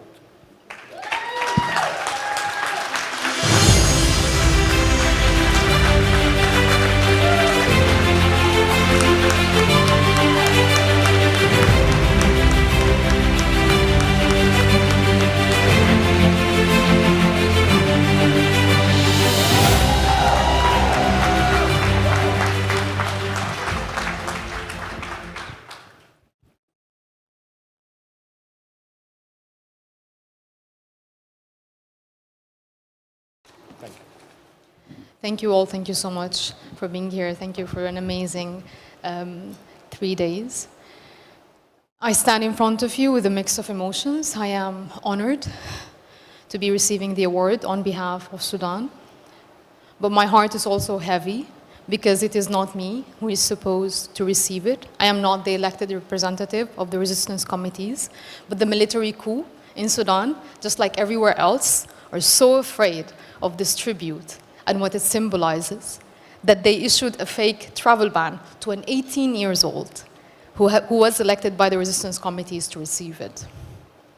Resistance committees are neighborhood-based coordinated bodies who, for the last 3 years, have been shouldering the struggle for democracy in Sudan, fighting Russia and China, learning from the Venezuelans and the Nigerians, calling out regimes in the Middle East, advocating for the Palestinians, and arranging for decent humanitarian support for our neighboring Ethiopians. Throughout the last 3 days, we have discussed Russia and China and their autocratic influence in the world and how they are a common enemy to both stable and struggling democracies. But what we did not speak about, and this goes out especially to my fellow participants from countries that face autocratic regimes, military or civilian, what we did not maybe talk about too much is another common enemy that is a hidden international propaganda that wants us to think that it is wise to prioritize one human struggle over the other. An international propaganda that thinks it can deny the global south even the recognition of their struggles and then take it for granted when it comes to supporting democracy. An international propaganda that wants us to believe and feel that a man killed in Europe deserves more empathy than a woman raped in Sudan or a child soldier in Myanmar. I want to invite all of you to not buy into the narrative that only one of us should fight for democracy on everyone's behalf simply because it is not the truth.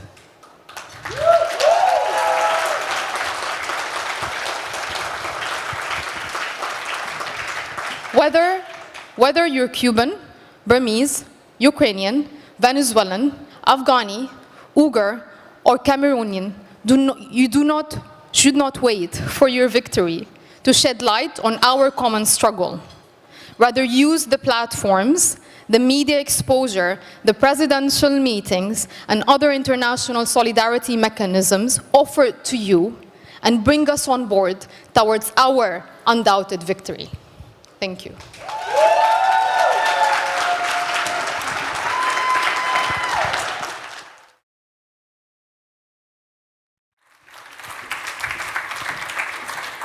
Thank you so much for those inspiring words. In the final Democracy Courage tribute of this year comes very deeply to my heart because there is 22 countries in the world in which nowadays women do not have equal rights.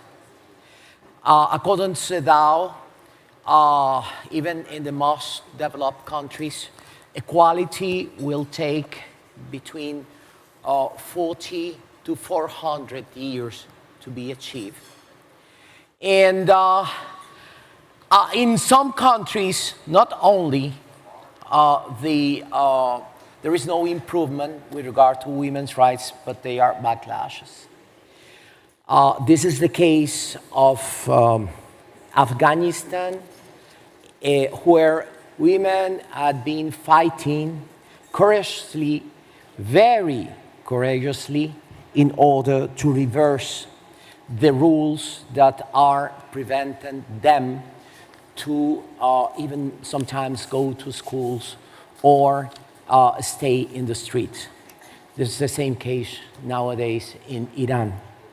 So this tribute goes to those women that are fighting in favor of equality in Afghanistan. And there will be a short tribute video followed by the presentation, the introduction by Tania Hamada. Thank you very much.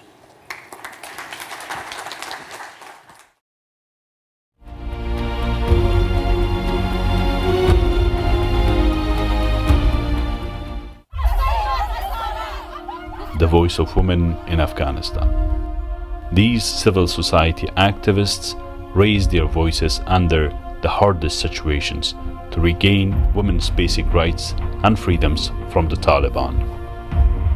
The World Movement for Democracy has paid tribute to the courage of women in Afghanistan under current dire circumstances.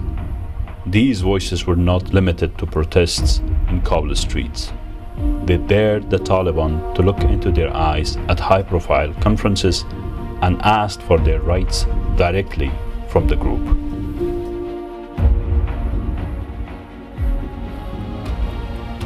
وقتی من یادآور کردم از جنایاتی که اینا در افغانستان در طی یک مدت کوتاه انجام دادن، اینا انکار کردند. این انکارشان شرم‌آور بود. یکی از مشکلات بسیار مهم همین مشکلات روحی و روانی برای زن‌ها ایجاد شد به خاطر از اینکه اینا به شکل آنی اینا تمام فرصت‌ها ازشان گرفته شد. و خوشحال هستم که صدای مردم شدیم و باز هم تلاش میکنم که بتونم حقیقت ها را در مقابل گروه تروریستی بر جهان نشان بدم که اینا بدون اینکه لابیایی که برای به رسمیت شناختن اینا تلاش میکنن، من این گونه لابی بکنم که حقیقت طالبان، سفید نمایی طالبان این نیست.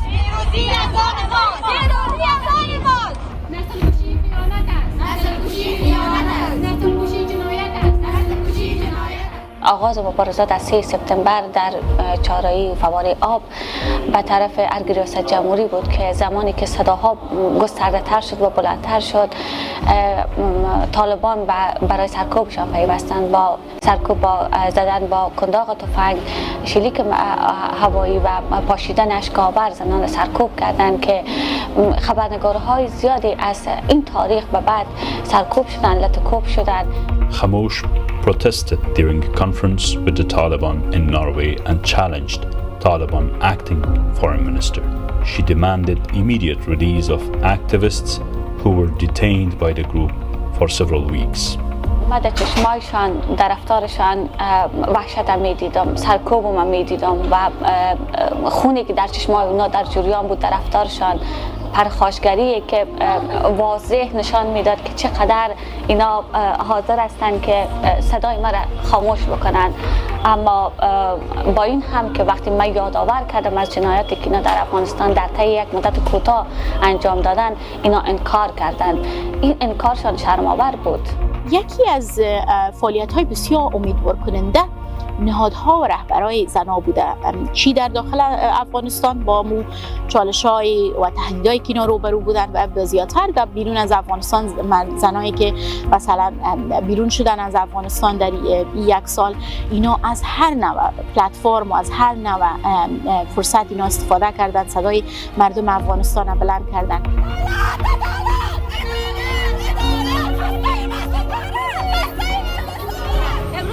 تمام خبرنگاران با خودشان بردن به گروه دختران معترض مرچ و میلیون ها زن است در افغانستان، تنها یک تعداد نیست که مثلا اینا همشان مثلا بازداشت شوند یا مثلا اینا خاموش شوند.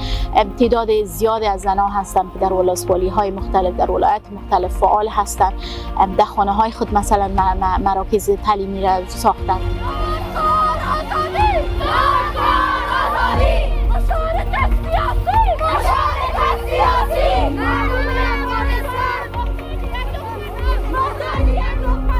چندین بار خانم‌ها را مورد ضرب شد قرار دادن که خانم‌ها دیگه جرأت نکنن که ایستادگی کنن. حتی شما خودتان خبر دارین که خانم‌ها را زندانی ساختن، مگر خانم‌ها هیچ وقت نشده که صدای اعتراضشان آرام باشه. هر زن معترض هر باره که به جاده میبراید فکر میکنه که آخرین بار است که ما از خانه خود بیرون شدیم و شاید بر دل خود بگوید که من دوباره یا یک خانه نمیم یا یک طرف زندان میرم یا کشته میشم، ولو که یک گروه را اینا از بین ببرن، یک جنبش اینا از بین ببرن، یک تعداد اینا از بین ببرن، زندانی بسازن، حصیر بسازن، توهین کنن، تحقیر کنن، مگر به هیچ صورت خانم‌ها دست از مبارزه خود بر نمیبرن.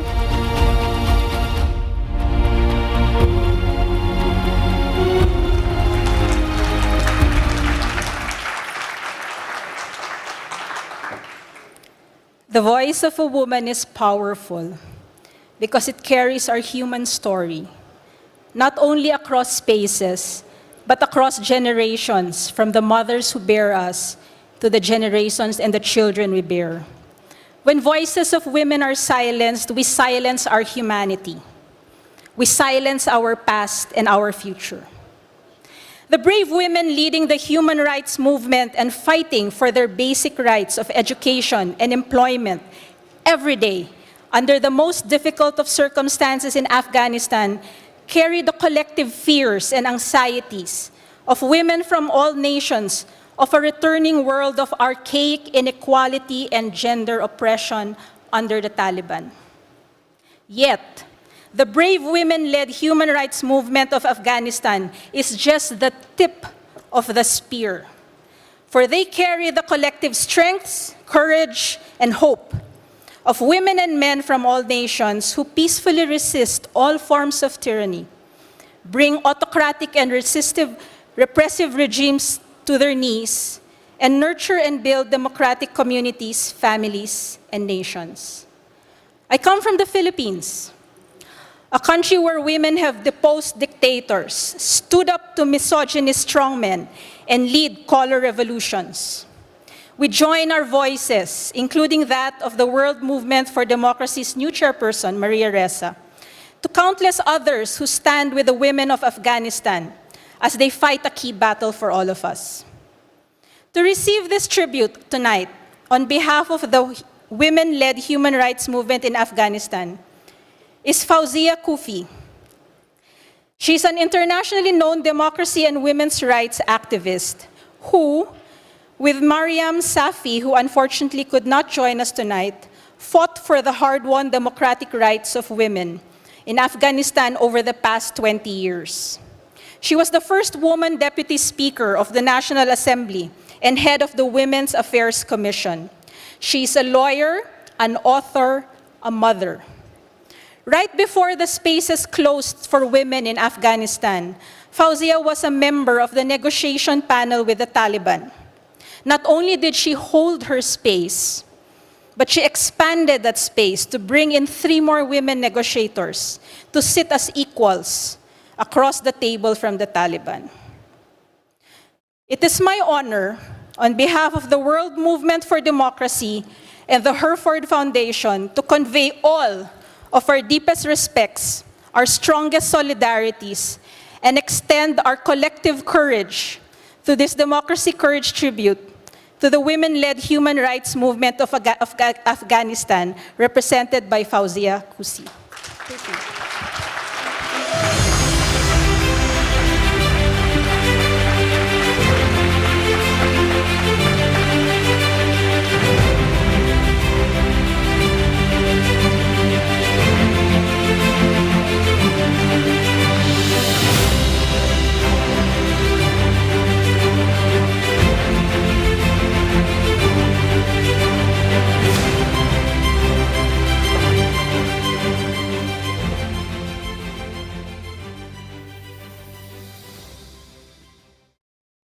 Can you for 1 minute imagine that you leave your home with the thinking that you might not return in the evening?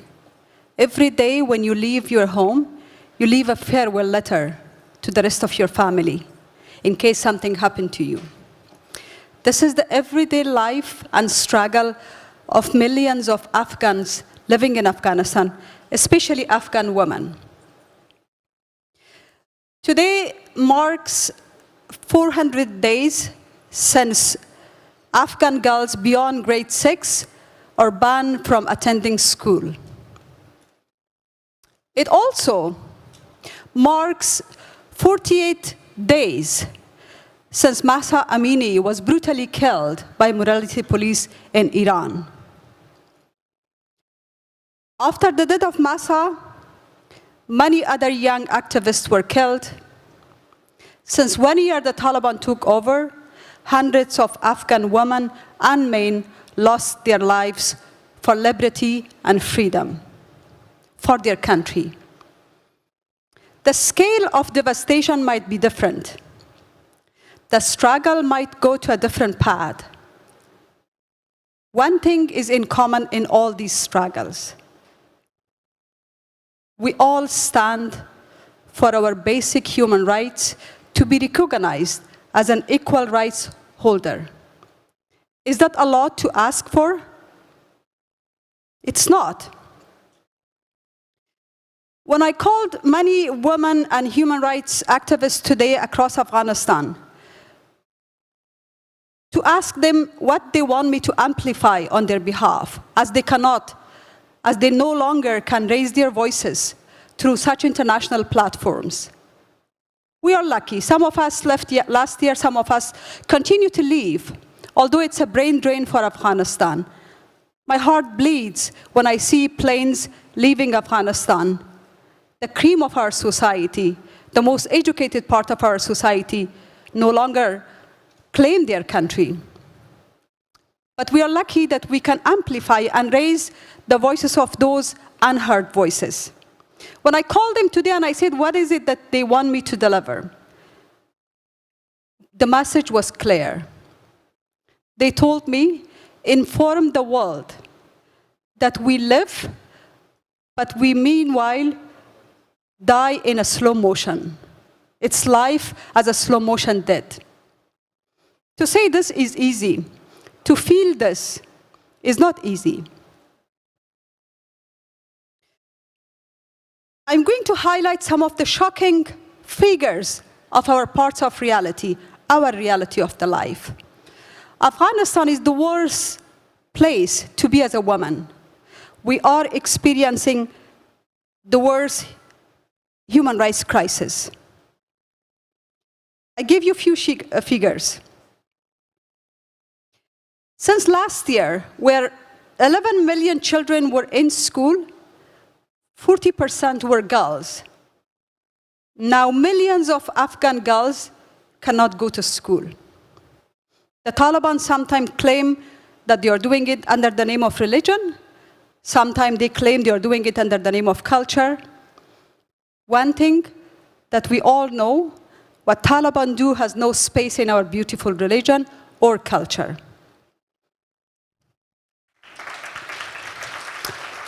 From 25% members of parliament last year, there is no woman in any decision-making power. No woman ministers, no woman members of parliament in any decision-making positions.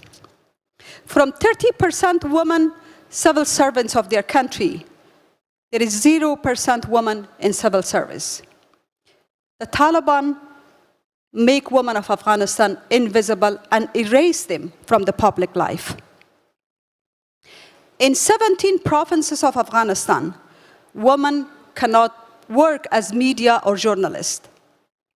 Even if they are working as journalists, taking enormously dangerous tasks, they ask them to cover their face with face masks.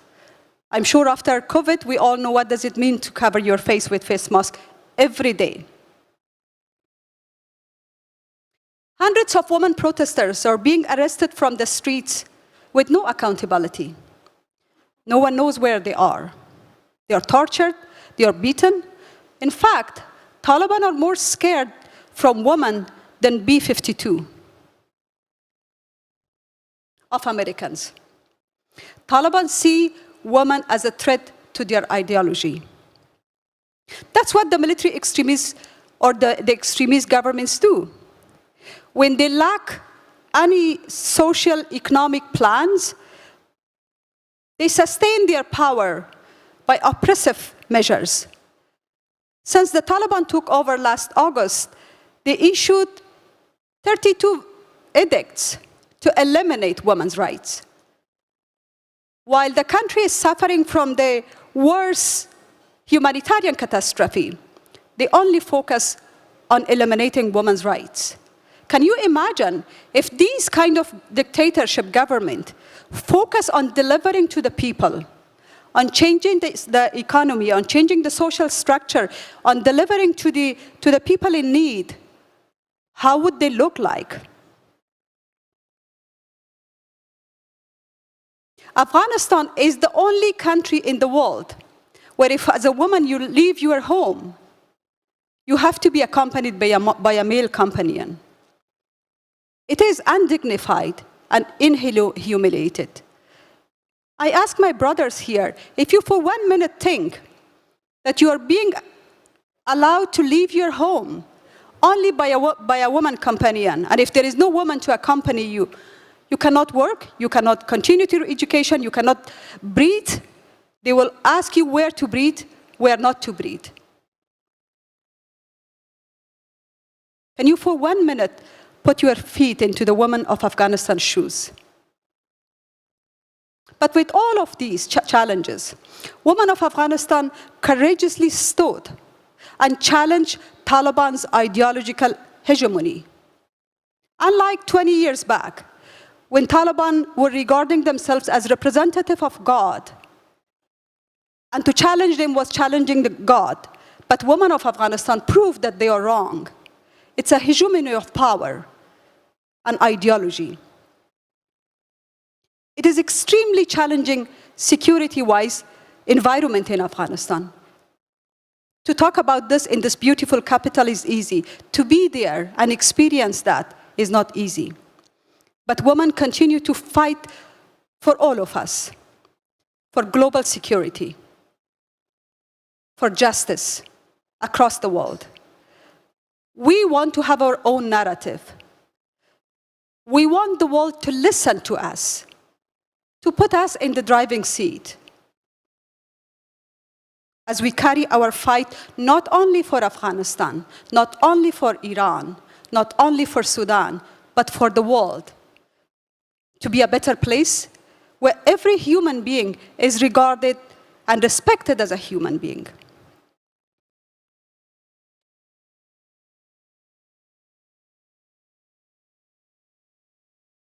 Only if there was more civic space for a dialogue, conflict could have been avoided. But dictators see their power in conflict. The public space that we enjoy comes with a responsibility and accountability. We must together hold those in power accountable for their deeds. And I therefore request all of you to work with your governments to hold Taliban accountable for what they do to the women of Afghanistan, against all the international norms and standards. They must be accountable for what they do. They have created a narrative that they have changed. I was in the negotiation with them. They told us that they have changed, that they will allow women within the principles of Islam to continue to enjoy their rights and liberty. And we all seem to believe that narrative, but we are now trapped to the narrative that we have created for Taliban and they have created for themselves.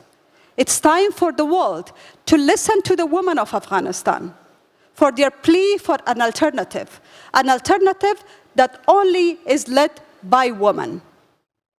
We believe we need to act beyond words, as we believe that injustice anywhere is injustice everywhere.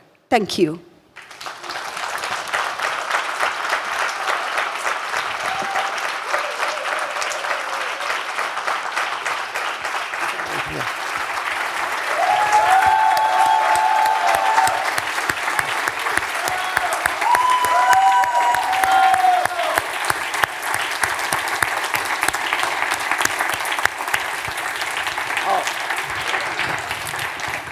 Excuse me, I need a minute for this. It was so powerful and encouraging. We are almost finished. Don't worry. I only would ask now for the members of the steering committee to come up, for the recipients of the tribute awards tonight to come up, and to the persons that actually introduce the awards to come up here for a picture on the stage. Let's see anything. You made me cry.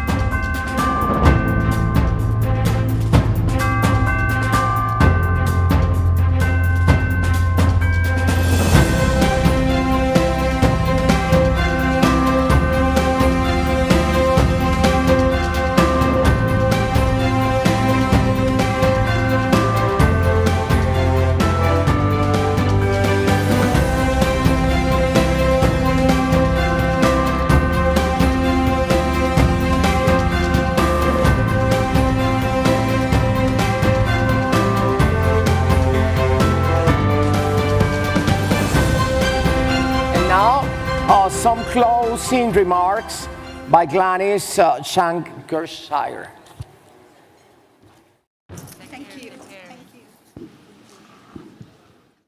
Thank you very much, Tamara. Good evening, everyone, once again. It's really such a huge pleasure and honor for me to be closing this wonderful assembly that we've had for the past 3 days. It's very important for me now, in particular, because I share the same sentiments with Carl Gershman. I've attended a couple of assemblies for the World Movement for Democracy before, but I must say that this one really wins the trophy for me. We've had deep, inspiring, and challenging conversations. At a personal level, I have so many takeaways, but I think what really stood out for me from this assembly is how everything that I've listened to from the beginning to the end weaves in so well towards the 11th Assembly theme. To remind you, our theme was claiming democratic forces, unifying voices for a new frontier. The sessions and all the speakers confirmed that the moment we are in the world today requires everyone. It needs all of us, civil society, politicians, the academia, and business. The importance of solidarity across movements, across the borders, and across generations as well was emphasized. Democracy is a journey. It's not a destination. For those in democratic countries, we need each other to continue nurturing the democracy that we have. For those in authoritarian states, as one of our opening speakers from Russia said, we are not our authoritarian states.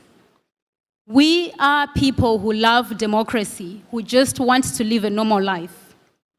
We need each other to build each other's resilience and continue to fight for democracy in our countries. Drawing from what the chairperson of the World Movement for Democracy, Maria Ressa, said, the democratic fights for today require a dual approach.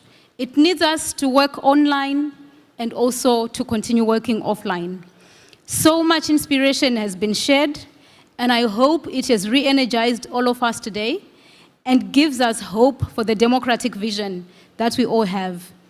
And now, on behalf of the Steering Committee of the World Movement for Democracy, allow me to express our deep gratitude to those who worked so hard, who traveled long distances for the success of this assembly. First, let me thank all the participants who traveled so many hours across the globe just to be part of this assembly. Contribute your energies, your insights, your efforts, as well as your hopes. The assembly was for you, and it was only possible for us to achieve what we have achieved because you're all here. Thank you very much as well to all our partners towards the assembly. In particular, the staff of Idea Plus, Art Amazing,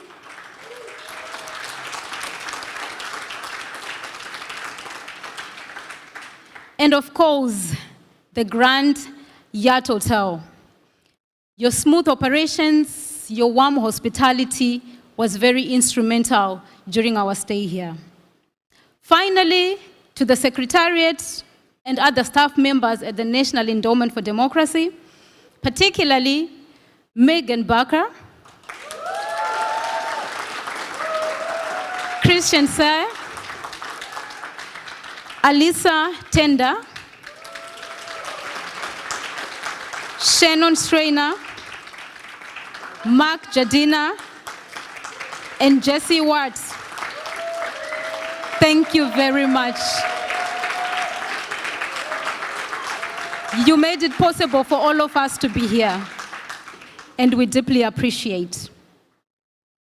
Now, at this moment, kindly allow me to invite to the stage Ryota Jonen, our director at the World Movement for Democracy, the steering committee of the World Movement, and our board chairperson at NED, Ken Warlock.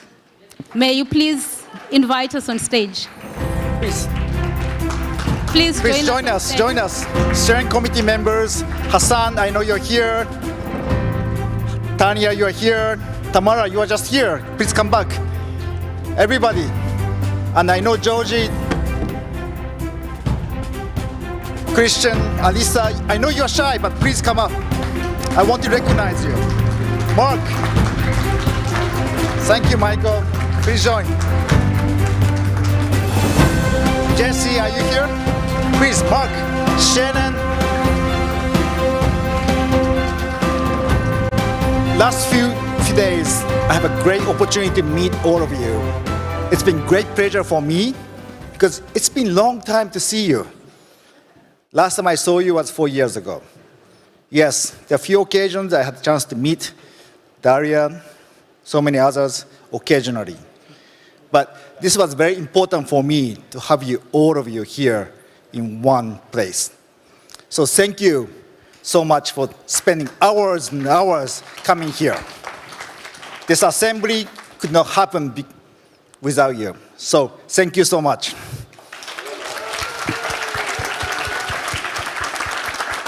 And I had a chance to talk to some of you, and they were like, you know, how do you do this?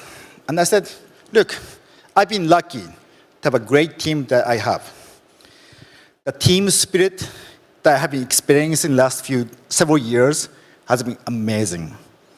This is the team that you want to have when you're organizing an event like this. So thank you, Megan.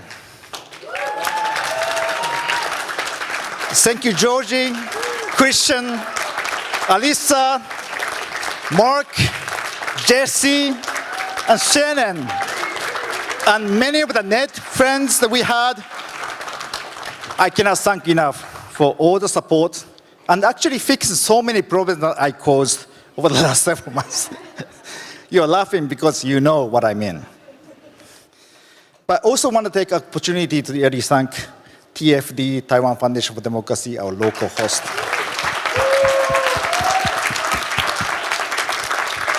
I've known Michael Cow and Mason for so many years.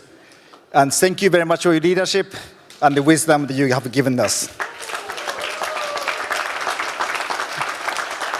And from TFD, the leadership of Katie Chen, Olivia Yang, and hard work of Angel, and Grace, we could not have done this without them.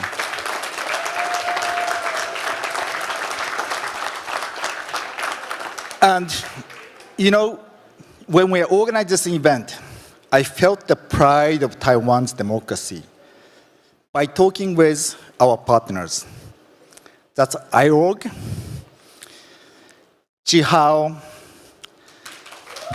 Alban, Sean, and Ingrid. They really taught me and taught my team here how important it is to have a democracy, and they're so proud of it.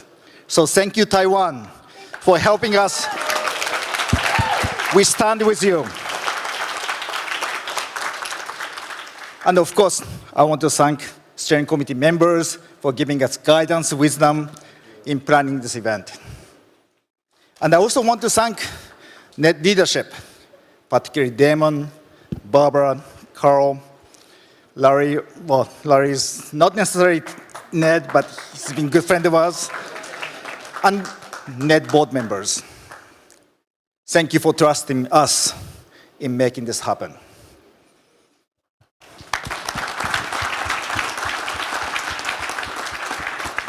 You know, Larry, Xiao Chan, and so many others have been with us since the beginning of the world movement. They gave birth to this incredible movement, and they continue, as you saw today and the first day, continue giving us the wisdom and guidance. So thank you for that.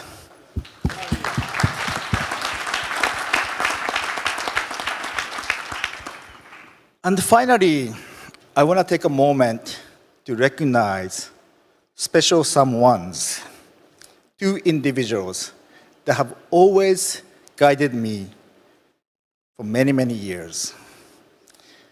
They are Carl Gashman,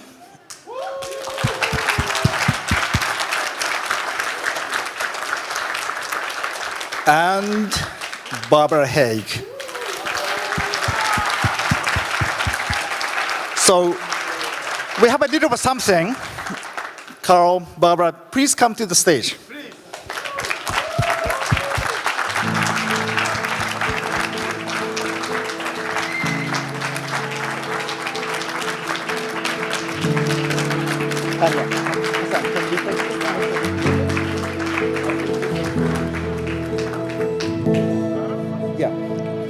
So, to express our appreciation for your leadership and the guidance of so many years, we have a small gift that we'd like to present. And here, Hassan, please. I start with Carl. I don't want also to tell my story with Carl.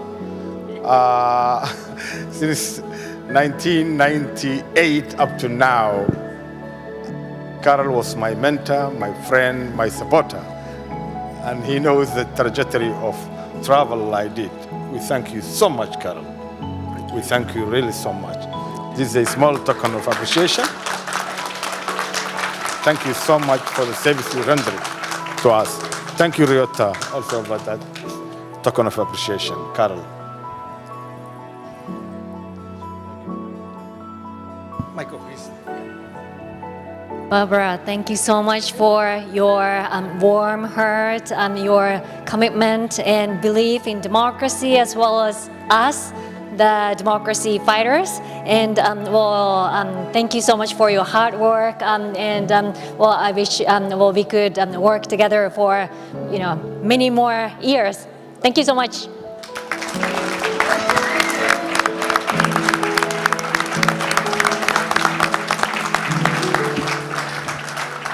So, thank you again for everybody to being here.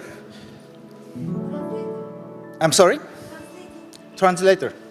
Oh, yes, of course. We always debate when we're organizing a meeting like this, how much interpretation we need. And for us, inclusivity, as young people talk about today, is extremely important. So therefore, we spend a lot of efforts on working with the interpreters to make sure that you can understand the discussion and engage in discussion in the language that you feel comfortable with. And here, we have so many interpreters here. And thank you so much for helping us communicate with each other.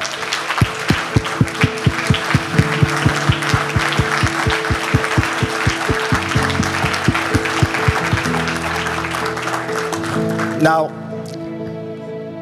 I'd like to just pass microphone to closing remark by Grannis Changachere. She's known to us as a rebel girl. Many years ago, she actually came to the stage. She was just young, activist. She was saying how she felt that she was outfit in her community.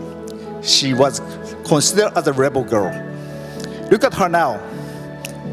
She's a leader of the community, not only in Zimbabwe, but the whole continent of Africa. And we've been so happy to be with her for many, many years. And this is why we want to spend a lot of time investing young people to grow, investing in their leadership.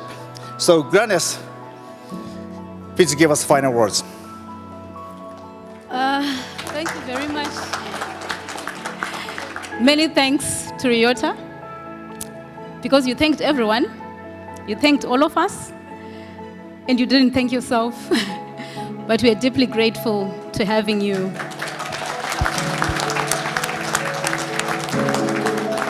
You steered the world movement from the youth level and really demonstrated that young people can make it. We continue to look up to you. And we are all excited about our position today as the world movement, the work we continue to do to cultivate democracy around the world, because you are leading us, and you are leading us in the right path. Yeah, for the rebel girl. Many thanks to Carl, Barbara, and the rest of the team at NED. Apparently, the NED team is the first team to recognize my simple effort as a rebellious girl child in Zimbabwe, that I'm not a rebel. I'm just a normal girl trying to live a normal life.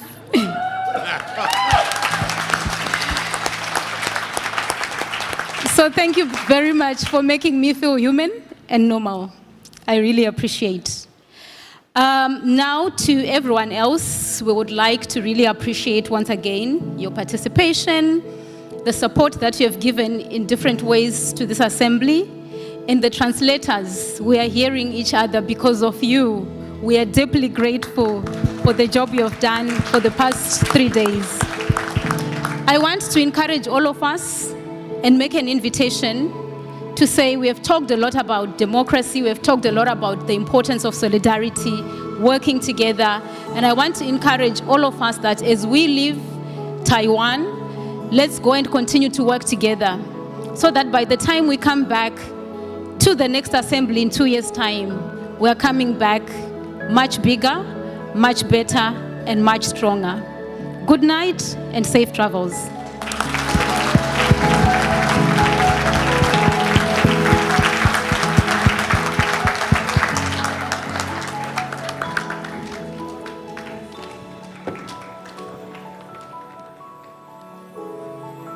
You two are my heroes, so I have to...